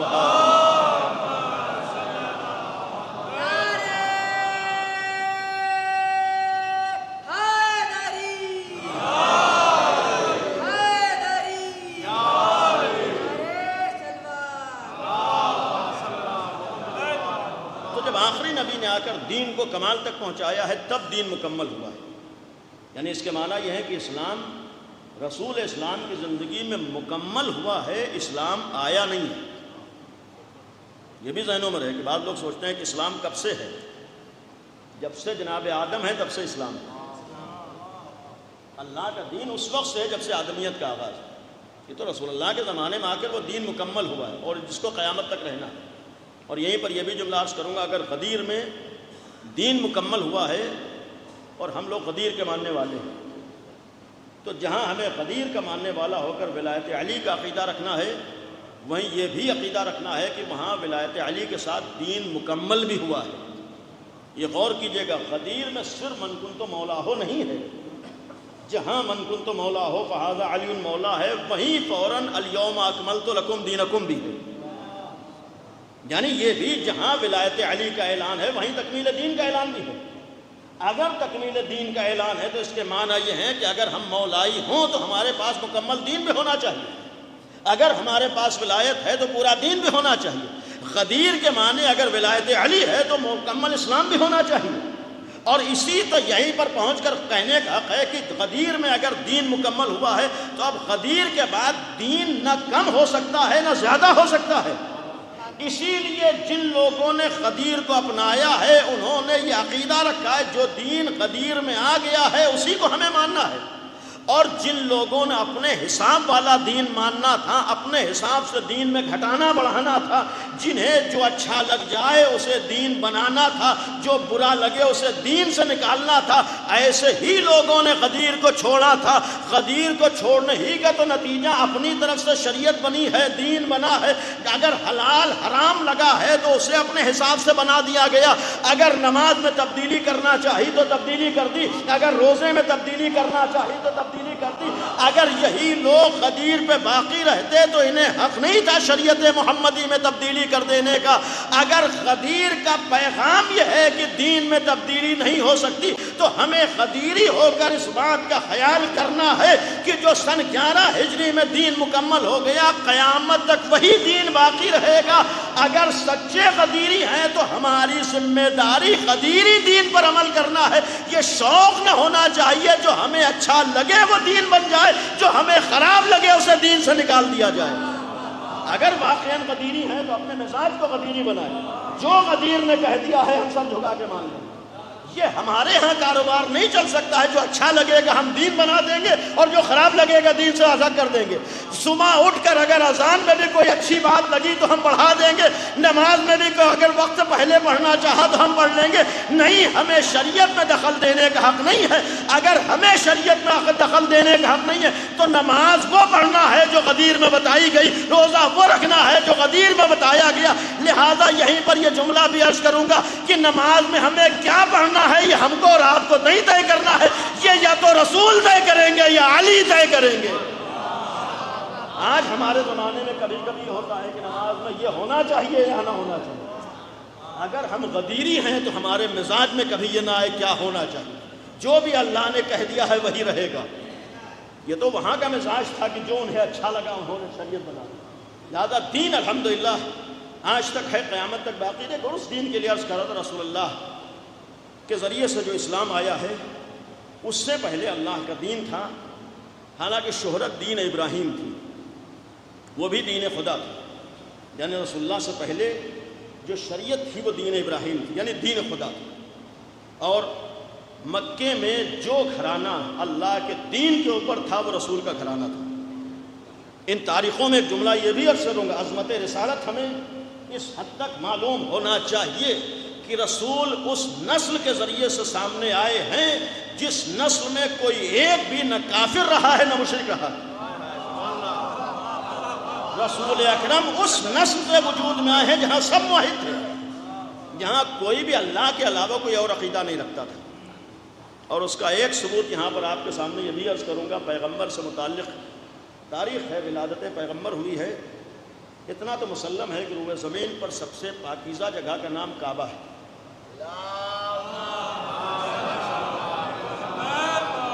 سب سے مقدس جگہ کا نام کعبہ ہے. اور کبھی کبھی جگہ کے تقدس سے بھی چیز کی عظمت کا اعلان اور اظہار ہوتا ہے.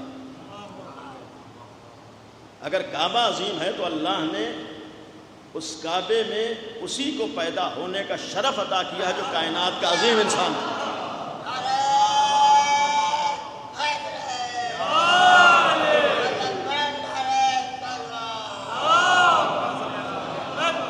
یعنی جو کائنات کا سب سے عظیم انسان تھا اللہ نے اسی کو شرف عطا کیا. نہ اس سے پہلے کوئی وہاں پیدا ہوا ہے نہ اس کے بعد قیامت تک کوئی وہاں پیدا ہو سکتا ہے.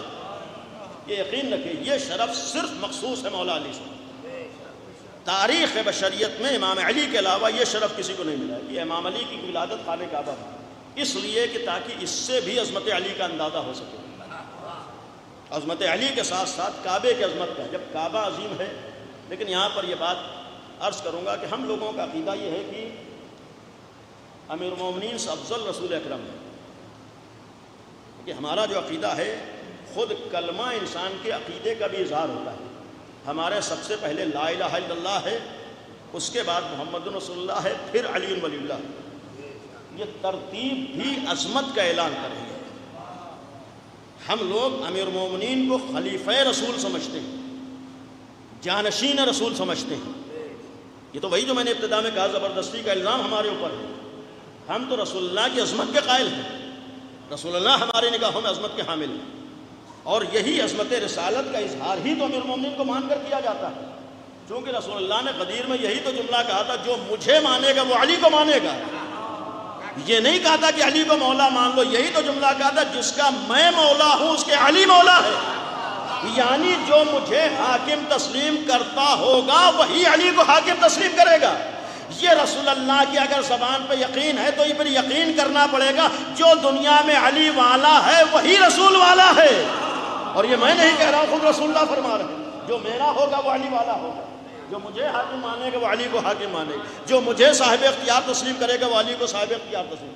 تو یقیناً عظمت رسالت ہے. لیکن ایک بات یہاں پر, یہ شرف صرف مولا کائنات کو ملا ہے, کعبے میں پیدا ہوئے. رسول اللہ کی ولادت کعبے میں نہیں ہوئی. اور یہاں پر کسی عالم کا جملہ ہے اور احتیاط سے کہنے کا حق ہے کہ کعبہ اس شرف سے محروم رہ گیا کہ رسول کی ولادت وہاں نہ ہوئی. یعنی کعبہ اس شرف سے محروم رہ گیا کہ رسول کی ولادت خانہ کعبہ میں نہ ہوئی. رسول اللہ کی عظمت میں، امیر المومنین کی عظمت میں اضافہ نہیں ہوا، یہ تو کعبے کو شرف ملا ہے کہ علی ابن ابی طالب کی ولادت ہوئی ہے، یعنی یہ کعبے کو شرف ملا ہے کہ علی کی ولادت ہوئی ہے، اور اس شرف سے کعبہ محروم رہ گیا کہ رسول کی ولادت نہ ہوئی۔ اور شاید کعبے کی محرومی کا ایک سبب یہ بھی رہا ہو کہ جب اللہ نے علی جیسی ذات کو کسی معمولی جگہ پر نہیں بھیجا ہے جو مرکز توحید تھا، وہیں پر اس کی ولادت ہوئی ہے۔ جب علی کی ولادت مرکز توحید میں ہوگی تو رسول کی ولادت کسی بت خانے میں نہ ہو رہی ہوگی، رسول کی ولادت بھی وہیں ہوگی جو توحید کا مرکز ہو۔ جاؤ تاریخ میں تلاش کرو، اگر ہمارے نبی کی ولادت ہوئی ہے تو ابو طالب کے گھر میں ہوئی ہے۔ یہ خانہ ابو طالب میں ولادت اس بات کا ثبوت تھا کہ پورے مکے میں اگر کوئی گھر مرکز توحید تھا وہ ابو طالب کا گھر تھا۔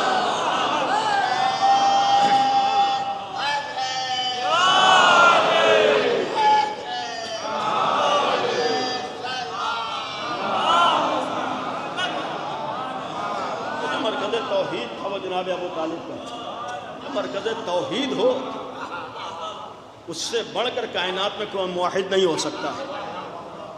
اور یہیں پر بہرحال بات طولانی ہو گئی، باتیں کچھ اور بھی تھی، لیکن جناب ابو طالب کی بات آئی، ایک جملہ صرف اتنا عرض کروں گا کہ جہاں جناب ابو طالب سے اتنی زیادہ دشمنی ہو، امیر المومنین سے اتنی زیادہ دشمنی ہو، اور ایک جملہ یہ ہمیشہ نگاہوں میں رہے کہ دشمنی کی ایک بہت بڑی وجہ یہ تھی کہ اگر یہ نہ ہوتے تو پھر رسول اللہ اپنے مشن میں کامیاب نہیں ہو سکتے تھے۔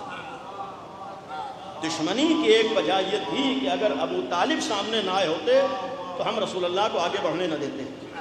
کیا کریں کہ ابو طالب سامنے کھڑے ہو گئے، یعنی جو لوگ اپنے مشن میں ناکام ہوئے، چونکہ ابو طالب کی وجہ سے ناکام ہوئے، لہذا ساری دشمنی جناب ابو طالب سے ہوگی۔ اور امام علی سے دشمنی کی وجہ بھی یہی تھی کہ ذہنوں میں یہ تھا کہ کتنے دن رسول اللہ زندہ رہیں گے، جب چلے جائیں گے تو ہم اپنے حساب سے دین بنا لیں گے۔ یہ تو علی ابن ابی طالب سامنے آ گئے جنہوں نے قربانی دے دی لیکن رسول کے دین کو مٹنے نہ دیا، لہٰذا جب دشمن کے منصوبے ناکام ہوئے تو جس کی وجہ سے ناکام ہوئے اسی سے ساری دشمنی ہے۔ تو اتنا تو طے ہے کہ علی اور ابو طالب سے دشمنی کا ایک بہت بڑا سبب دشمنوں کی ناکامی ہے، تو اتنا تو ہمیں ماننا ہی پڑے گا جب جب دشمن ناکام ہوتا ہے تو یہ بھی تو دیکھتا ہے کس کی وجہ سے ہم ناکام ہوئے ہیں۔ اگر ابو طالب کی وجہ سے ناکام ہوئے تو دشمنی تھی، علی کی وجہ سے ناکام ہوئے دشمنی تھی۔ آج کے زمانے میں غور کیجئے، استعماری طاقتیں کس کی وجہ سے ناکام ہو رہی ہیں، یہ ظالم طاقتیں کس کی وجہ سے کامیاب ہو رہی ہیں۔ اگر یہ فقیہ نہ ہوتا، اگر یہ مجتہد نہ ہوتے، اگر یہ سیستانی و خامنائی نہ ہوتے تو یہ باطل طاقتیں کامیاب ہو چکی ہوتی۔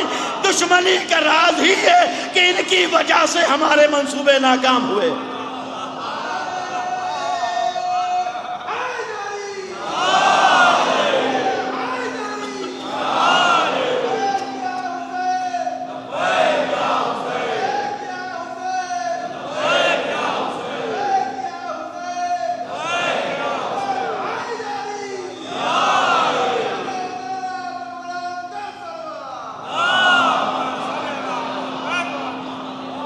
ایک سبب ہے کہ جہاں پر جو اربوں ڈالر خرچ کر کے پلاننگ کرتے ہیں، ایک فقیہ کا ایک فیصلہ سارے منصوبوں کو آنے پھیر دیتا ہے۔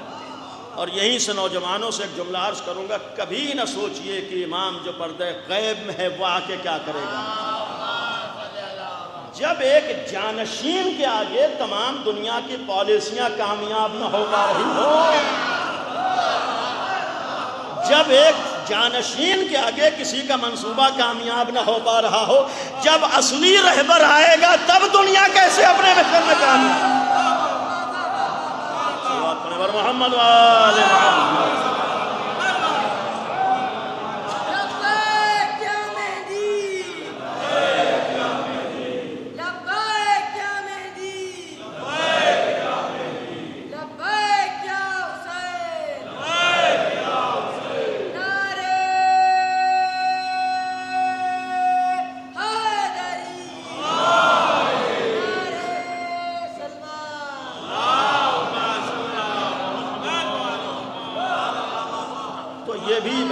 ختم کرتے ہوئے ایک بات عرض کروں گا، مخالفتوں کی وجہ اپنے مشن میں ناکامی ہوتی ہے۔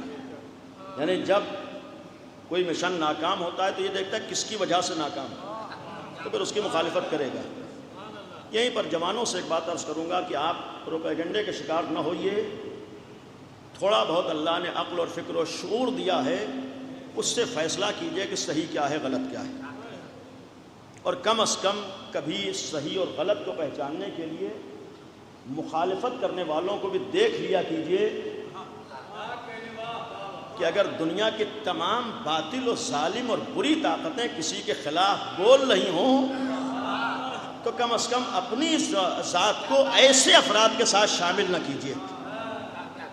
یعنی اتنا یقین نہ کہ آج کے زمانے میں بہرحال بات آ گئی صراحت سے، چاہے آیت اللہ سیستانی ہو یا آیت اللہ خامنئی ہو، آج ہر ظالم ان کا مخالف ہے، ہر باطل ان کا مخالف ہے، ہر آل یہود ان کا مخالف ہے، ہر آل سعود ان کا مخالف ہے۔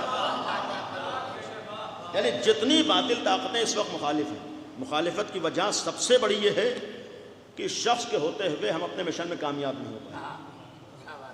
جنہوں نے 57 ملکوں میں سے 56 کو غلام بنا لیا، یہ بھی تو سوچنے والی چیز ہے کہ 57 ملکوں میں سے 56 غلامی کر رہے ہیں، یہی ایک اکیلا سر اٹھا کے کھڑا ہوا ہے، یہی ایک اکیلا عزت کے ساتھ سر اٹھا کے کھڑا ہوا ہے۔ اس نے ہر طرح کی قربانیاں دے دیں لیکن ذلت کو گوارا نہیں کیا ہے، اس نے ہر طرح کے امتحان دے دیا لیکن ذلیل ہونا گوارا نہیں کیا۔ اس نے یہی تو پیغام دیا ہے کہ ہم نے صرف کربلا زبان سے نہیں کربلا کہی ہے، ہم نے غدیر زبان سے غدیر نہیں کہی بلکہ غدیر کو سمجھا ہے، کربلا کے راستے پر چلے ہیں، تب آج ہم عزت کے ساتھ سر اٹھا کے کھڑے ہوئے ہیں۔ اس کے معنی غدیر خالی نعروں کا نام نہیں ہے، کربلا خالی رسم و رواج کا نام نہیں ہے، بلکہ اپنے کو اس لائق بنا لینا کہ تمام یزیدی مل کر بھی اس کے سر کو جھکا نہ سکتے ہوں۔ آج یہ کربلا ہمارے سامنے ہونا چاہیے، سارے یزیدی مل جائیں تب بھی ایک حسینی کے مقابلے میں کھڑے ہو کر، اور آج ذلیل ہو کر پیغام دے دیا ہے کہ ہرگز کوئی علی کے راستے پر چلنے والا ہوتا ہے، اکیلا بھی ہو تب بھی تمام دنیا کی طاقتیں اس کے آگے کامیاب نہیں ہو سکتی۔ ختم کرتے ہوئے بہرحال مخالفتوں کی ایک وجہ منصوبے ناکامی ہے۔ اب یہیں پر ایک بات، مرحومہ کے سال ثواب کی مجلس ہے، دشمنوں کی مخالفت سے یہ بھی اندازہ ہوتا ہے کہ کون سی چیز ان کے منصوبے میں رکاوٹ بن رہی ہے۔ زیادہ وقت نہیں ہے، صرف ایک جملہ عرض کروں گا۔ آج کے زمانے میں بلکہ بہت پرانے زمانے سے حجاب و پردے کی مخالفت کی ایک بہت بڑی وجہ یہ بھی ہے کہ تمام باطل طاقتوں کو معلوم ہے کہ جب تک عورتوں کے سروں پر چادر و پردہ رہے گا کبھی باطل اپنے مشن میں کامیاب ہو نہیں سکتا۔ ہمارے ہاں عورتیں اس غلط فہمی کا شکار ہیں کہ ہماری ہمدردی میں پردے کی مخالفت ہو رہی ہے، ہمارا خیال کر کے پردے کی مخالفت ہو رہی ہے، ہماری محبت میں ہماری آزادی کی بات ہو رہی ہے۔ یہ ہمدردی میں نہیں ہے حجاب و پردے کی مخالفت، یہ دشمن کو معلوم ہے کہ جب تک حجاب رہے گا سماج میں برائیاں پھیل نہیں سکتی ہیں، اس لیے کہ سماج کو تباہ کرنے کے لیے جب تک بے حیائی نہ ہو، جب تک عریانیت نہ ہو، جب تک سماج میں بے غیرتی نہ ہو، سماج میں گناہ نہیں پھیلا کرتے ہیں۔ یہ جو عدالتوں میں زنا جیسے بدترین گناہ کے لیے قانون بنتے ہیں، جہاں دوسروں کی حیا و عفت کو ختم کرنے کے لیے قانون بنائے جاتے ہیں، یہ قانون کب پورے ہوں گے؟ اسی وقت پورے ہوں گے جب سماج میں بے حیائی بڑھے گی، اسی وقت پورے ہوں گے جب حجاب و پردہ ختم ہوگا۔ یقین رکھیے حجاب و پردہ کسی عورت کے لیے پابندی نہیں ہے بلکہ حجاب و پردہ سماج کے وقار کی حفاظت کے ذریعہ ہے۔ حجاب و پردے کا مطلب عورت کا وقار بھی باقی ہے اور سماج بھی برائیوں سے محفوظ رہے، اس لیے کہ جہاں باقاعدہ منصوبہ ہو کیسے جوانوں کو تباہ کیا جائے۔ جوانوں کی تباہی کا ایک راستہ یہی بے حیائی ہے، بے غیرتی، اور اس کا ایک ذریعہ حجاب و پردہ ہوگا۔ بے حجابی ہوگی تو بے غیرتی آئے گی، اور لیکن جب حجاب و پردہ ہوگا لہٰذا ہم لوگ کوشش کریں کہ ہمارے ہاں اس حجاب و پردے کی اہمیت کم نہ ہونے پائے، زمانے کو نہ دیکھیں بلکہ اہل بیت کو دیکھیں۔ چونکہ حجاب و پردے کے معاملے میں بعض لوگ یہ سوچتے ہیں جن لوگوں کے سامنے رہ رہے ہیں اگر بہت پردہ کریں گے تو وہ لوگ کیا سوچیں گے۔ ان لوگوں نے آج تک آپ کو نہ کچھ دیا ہے نہ کبھی دے سکتے ہیں، لہذا ان لوگوں کا خیال کرنے کے بجائے اس خدا کا خیال کیجئے جس نے ہمیشہ دیا ہے اور جو ہمیشہ دے گا۔ آج ہمارے یہاں ہوتا ہے کہ پردہ کر لیں گے تو سماج میں ہماری کیا ویلو رہ جائے گی اور بیکورڈ سمجھے جائیں گے، یہ دنیا والوں کی نگاہوں میں بیکورڈ سمجھ لیے جائیں، لیکن علی اور فاطمہ کی نگاہوں میں ہم بیکورڈ نہ سمجھے جائیں۔ کم از کم اس بات کا ہم پاس و لحاظ رکھ لے جائیں کہ جناب سیدہ کی نگاہوں میں ہم گرنے نہ پائیں، سماج کی نگاہوں میں گر جائیں کوئی بات نہیں ہے، لوگوں کی نگاہوں میں ہماری ویلو ختم ہو جائے کوئی بات نہیں ہے، لیکن اللہ اور اللہ والوں کی نگاہوں میں ہماری ویلو نہ ختم ہونے پائے۔ لہٰذا کوشش کرے، اس کی حفاظت ہے، الحمدللہ ہمارے یہاں حجاب و پردہ بہت حد تک ہے، کوشش کرے کہ حجاب و پردہ صلوات پڑھیے بر محمد و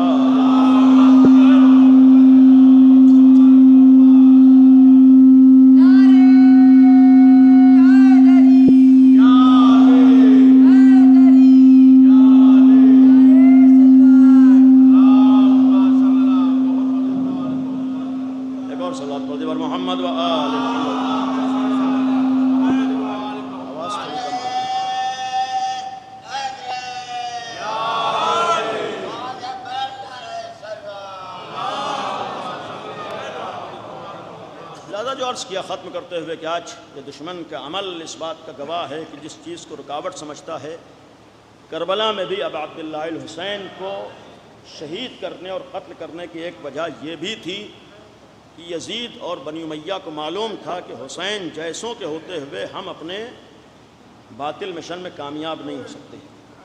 یزید کو معلوم تھا کہ یہ بنی امیہ کا مزاج اسلام اسی وقت بن پائے گا جب حسین ابن علی کو شہید کر دیا جائے، قتل کر دیا جائے، لیکن حسین ابن علی کا اعلان تھا کہ کسی کے مزاج کو اسلام نہیں کہتے ہیں، بلکہ اللہ نے جو ہمارے نبی کے ذریعے سے قانون بھیجا ہے اسے اسلام کہتے ہیں۔ لہذا امام حسین کو لشکر یزید نے قتل کیا کہ اپنے مشن میں رکاوٹ سمجھ رہا تھا۔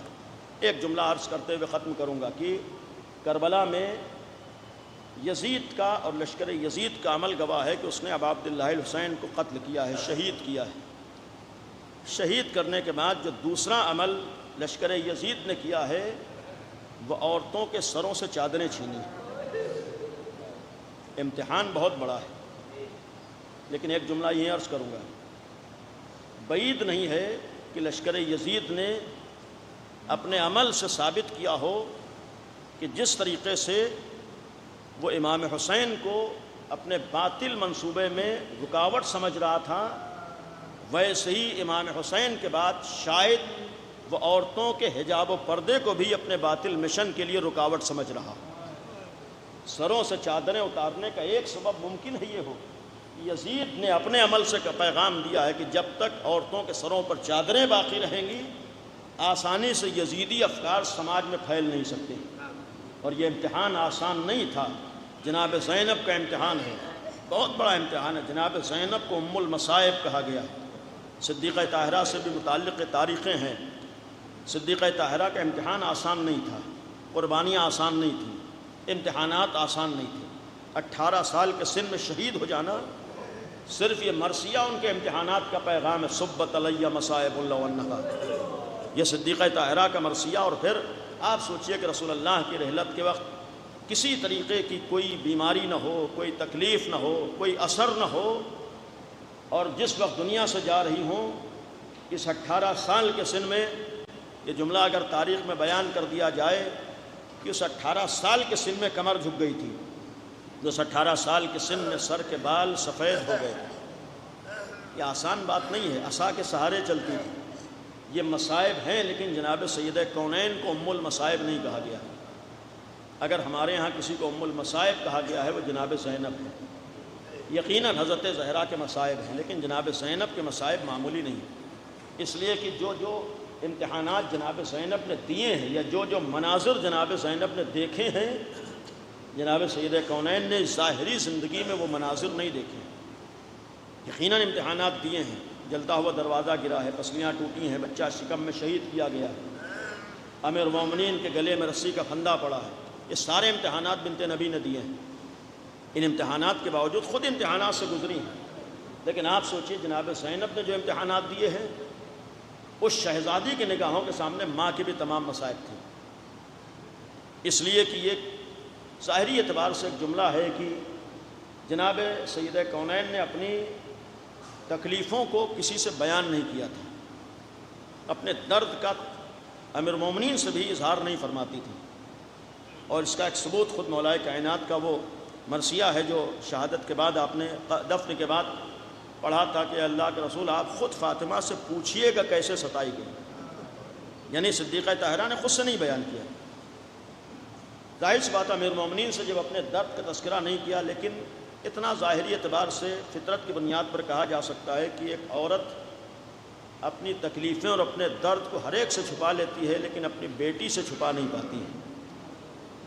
یقیناً جناب سید کونین نے جناب زینب سے اپنے درد، اپنی تکلیفوں کا اظہار کیا ہوگا۔ شروع سے جس نے یہ امتحانات دیے، 4 سال کا سن ہے، جس وقت ماں کے پہلو میں بیٹھتی ہوں گی اور ماں اپنی تکلیفوں کا تذکرہ کرتی ہوگی۔ آج ایک ماں اپنے درد سے تڑپ رہی ہو تو اب بیٹی کی کیفیت محسوس کیجئے کیا ہوتی ہے، اور جناب سیدہ جیسی ماں ہو اور پھر جناب زینب جیسی بیٹی ہو۔ آج ایک بیٹی اپنے ماں کو تڑپتے ہوئے دیکھ کے برداشت نہیں کر پاتی، اور جناب سید کونین کو جب تڑپتے ہوئے دیکھتی ہوں گی، درد سے اور تکلیف سے بے چین دیکھتی ہوں گی۔ یہیں سے مصائب شروع ہوئے ہیں، امتحانات شروع ہوئے ہیں۔ شہزادی کونین نے رات کے سناٹے میں ماں کے جنازے کو اٹھتے ہوئے دیکھا ہے۔ ایک ماں کے سال ثواب کی مجلس ہے۔ آج جب بھی احساس ہو جاتا ہے کہ ہمارے سر کے اوپر ماں کا سایہ نہیں، ہر اولاد چاہے کسی عمر کے مرحلے پر ہو، یہ احساس اسے بے چین کر دیتا ہے۔ جب آج ہم اور آپ عمر کی منزلیں گزارنے کے بعد ماں کے سائے سے محروم ہوتے ہیں، تڑپ جاتے ہیں، ذرا سوچئے جب گھر میں 4 چھوٹے چھوٹے بچے صدیقہ طاہرہ جیسی ماں کے سائے سے، صدیقہ طاہرہ جیسی ماں جب دنیا کے سامنے دنیا رخصت ہوئی ہے، سوچئے کہ جب گھر سے جنازہ اٹھتا ہے تو بیٹیوں کی کیفیت کیا ہوتی ہے، اور جب جناب سیدہ کا جنازہ امیر المومنین لے کر چلے ہیں، 2 بیٹیاں جو گھر میں تھیں ان کی کیفیت کیا رہی ہوگی۔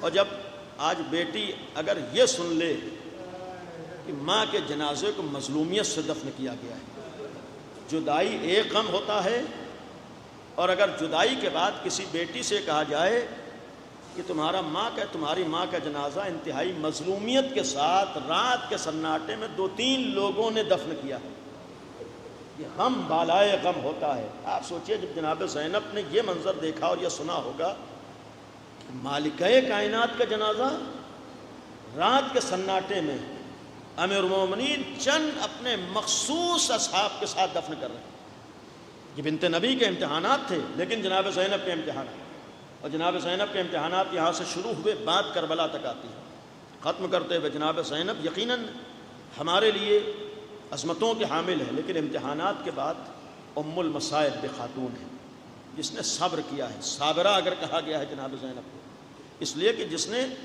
4 سال کے سن سے جو امتحانات دینا شروع کیے۔ امام حسن کی شہادت ہوئی، امیر المومنین کی شہادت ہوئی، کربلا میں ایک ایک لاشے کو نگاہوں سے دیکھا ہے، اور پھر ایک بہن جس نے عباس جیسے بھائی کی شہادت کو سنا ہے، علی اکبر جیسے بھتیجے کے لاشے کو دیکھا ہے، قاسم جیسے 13 سال کے لاشے کو دیکھا ہو، اون محمد جیسے بیٹوں کے جنازوں کو دیکھا ہے۔ کسی ایک بیٹے کا دنیا سے چلا جانا ماں کے لیے معمولی بات نہیں ہوتی، وہ بھی اون محمد جیسے 2 بیٹے ایک ساتھ جب بچوں کے جنازے آتے ہیں تو کیا کوئی ماں جنازوں کو دیکھ کے برداشت کر لے گی؟ لیکن جناب زینب کا امتحان پر امتحان تھا کہ ماں ہے اور بیٹے کے جنازے رکھے ہوئے ہیں، آنکھوں سے آنسو بھی نہیں بہ رہے ہیں۔ یہی تو سوچ رہی تھی اگر میں روؤں گی تو شاید میرا بھائی کی نگاہ میرے چہرے کے اوپر پڑ جائے۔ بھائی کو کسی طرح کا احساس نہیں، جو غم کو برداشت بھی کر رہی ہے، لیکن اس کے بعد جب اسی بہن سے آ کر امام حسین جیسے بھائی نے کہا ہے کہ بہن زینب خدا حافظ، یہ امتحان جناب زینب کے لیے ناقابل برداشت تھا۔ اس منزل پر آ کر تاریخ کربلا کے اعتبار سے ہر شہید کو خدا حافظ کہہ دینا جناب زینب کے لیے آسان تھا، لیکن ماجائے حسین کو خدا حافظ کہنا آسان نہیں تھا۔ جناب زینب کے لیے یہ امتحان آسان نہیں تھا کہ جناب امام حسین سے خدا حافظ کہہ دیں، اس لیے کہ سب سے پہلی چیز امام حسین جیسے بھائی کی جدائی جو ناقابل برداشت تھی، اور پھر اپنی نگاہوں کے سامنے بھائی کی شہادت کو دیکھ لینا، وہ بھی امام وقت کی شہادت کو دیکھ لینا۔ جناب سید کونین نے جب امیر المومنین کے گلے میں رسی کا پھندا دیکھا تھا تڑپ گئی تھی، برداشت نہیں ہوا تھا، ناقابل برداشت یہ منظر تھا۔ جناب زینب کی نگاہوں کے سامنے بھائی کی شہادت ہے، جانتی ہیں بھائی خدا حافظ کہہ کے جا رہا ہے، اب تک جو بھی گیا ہے وہ شہید ہوا ہے، یعنی گویا جانتی ہیں کہ ابھی بھائی کے جنازے کو نگاہوں سے دیکھنا ہوگا۔ عزیزو خدا حافظ تو کہہ دیا ہے، لیکن کس دل سے خدا حافظ کہا؟ خیمے میں آ کے بیٹھ گئی۔ ایک دفعہ بے چینی میں خیمے سے برآمد ہوئی ہیں، نکلی ہیں، جس وقت اللہ زینبیہ پہ آئی، ایک منظر شہزادی نے دیکھا کہ ماں جایا حسین نشیب میں موجود ہے، سرزمین کربلا کے اوپر ہے، شمر ملون سینہ مبارک کے اوپر سوار ہے۔ امیر المومنین کی بیٹی نے جیسی یہ منظر دیکھا ایک دفعہ بے چین ہو گئیں، تڑپ گئیں۔ عمر سعد کو مخاطب کر کے فرمایا تھا کہ بسر سعد تو کھڑا دیکھ رہا ہے، میرا ماجایا ذبح کیا جا رہا ہے۔ یہ منظر دیکھ کے تڑپ گئیں۔ فرمایا ادھر شہزادی نے جملہ فرمایا ہے، ادھر آقا نے اس عالم میں بھی اشارہ کیا ہے، بہن خیمے میں واپس جاؤ۔ جناب زینب خیمے میں واپس آئیں۔ اب ایک دفعہ شہزادی نے ایک آواز سنی سرزمین کربلا پر، الا قتل الحسین بکربلا۔ یہ سننا تھا کہ جناب زینب تڑپ گئی۔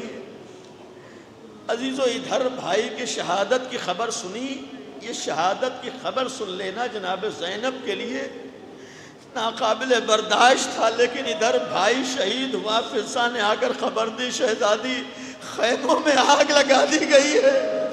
ختم کرتے ہوئے ادھر خیموں میں آگ لگی، ادھر ظالموں نے سروں سے چادریں چھیننا شروع کی۔ یہاں تک تو مرحلہ کسی حد تک قابل تصور ہو سکتا تھا کہ عزیزوں کو شہید کر دیا گیا، قتل کر دیا گیا، لاشوں کو نگاہوں کے سامنے دیکھ لیا، لیکن ایک غیرت دار خاتون کے لیے سروں کا امتحان دے دینا، حجاب و پردے کا امتحان دے دینا، یہ علی کی بیٹی کے لیے ناقابل برداشت تھا۔ جیسے ہی اس امتحان کی منزل آئی، جناب زینب تڑپ گئی۔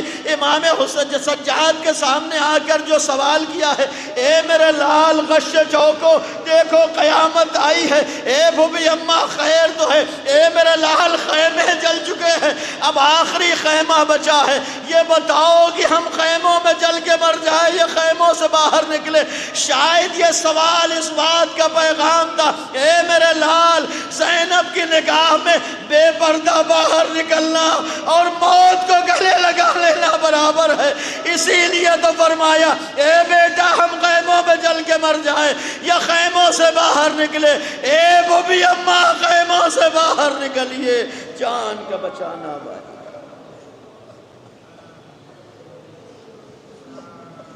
الا لعنت اللہ علی القوم الظالمین، سيعلم الذین ظلموا ای منقلب ینقلبون۔ خدایا ہماری اس عبادت کو قبول فرما، خدایا اس ذکر کو مرحومہ کی مغفرت کا ذریعہ قرار دے۔ پالنے والے اہل بیت اطہار کا واسطہ ہے، حاضرین کی تمام دعاؤں کو قبول فرما۔ خدایا حاضرین کے اجزاء جو مرحوم ہو گئے اور اس بارگاہ میں جو مومنین دفن ہیں، ان سب کی مغفرت فرما۔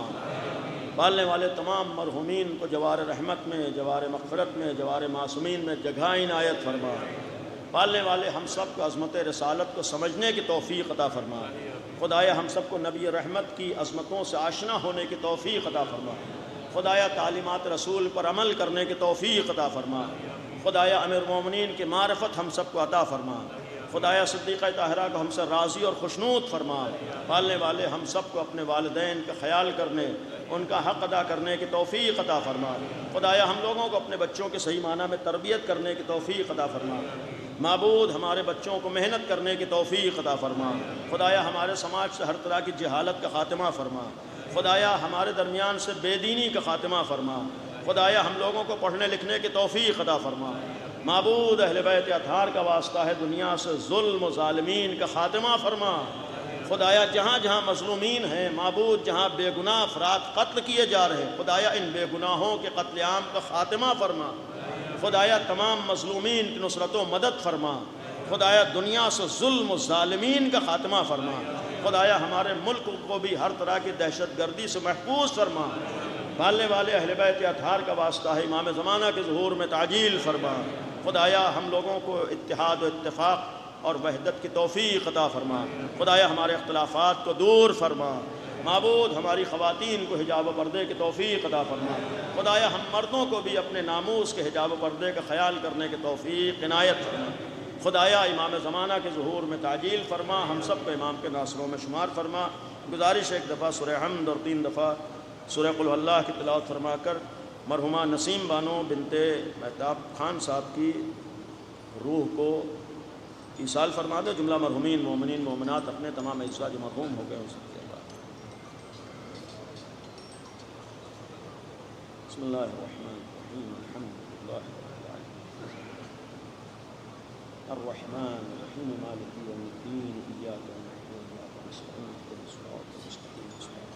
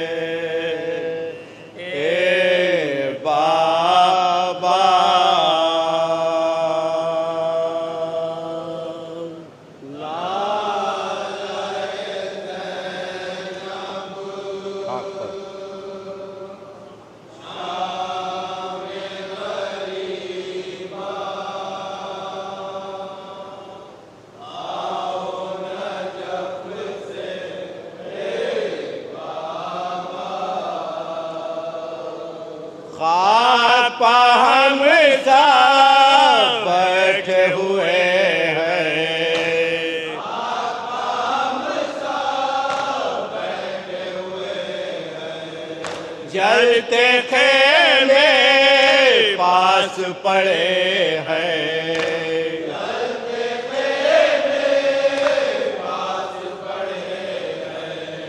ہم ہیں گریا بچے حیران، آؤ نجف سے بابا.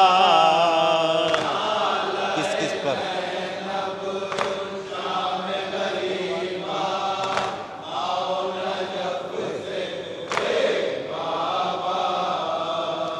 کس کس پر میں اشک بہاؤں،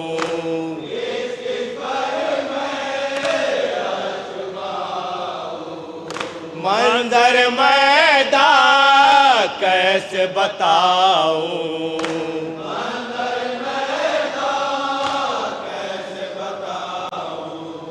بکھرا پڑا ہے خاک پہ قرآن، آؤ نجف سے بابا. ہوتا کوئی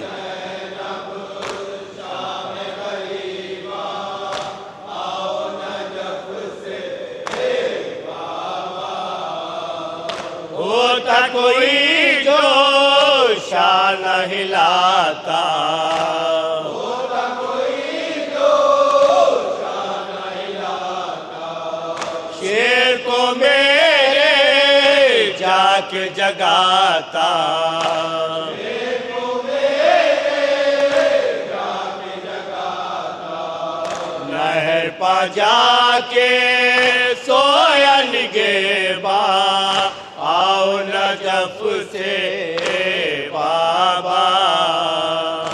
لٹ گئی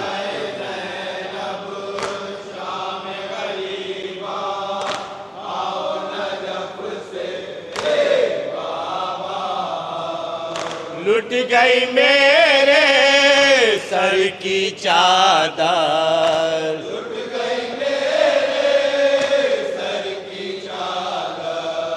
کہتی ماہ زینب مستار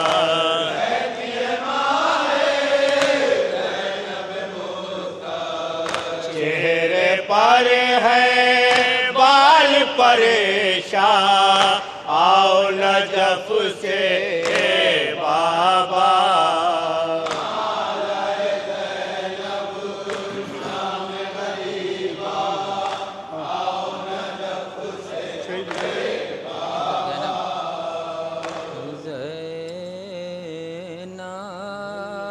زینب پکاری رو کر جاتی ہوں کربلا سے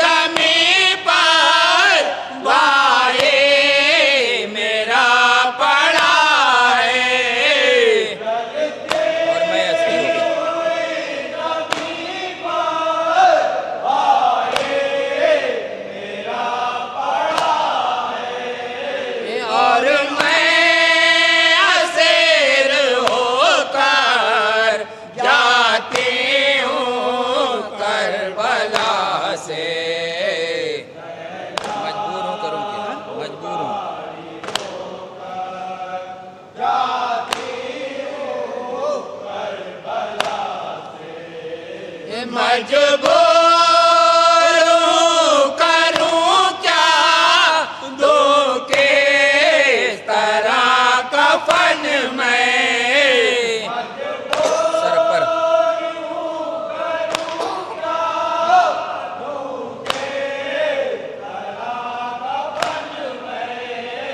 سر پر نہیں ہے چادر جاتی ہوں کربلا سے پورا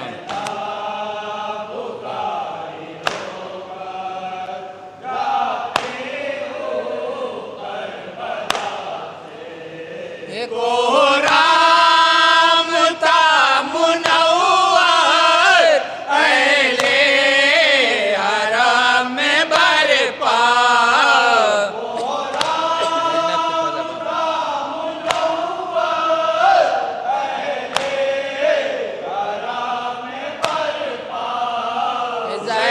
زینب کی تازہ زباں پر جاتی ہوں کربلا سے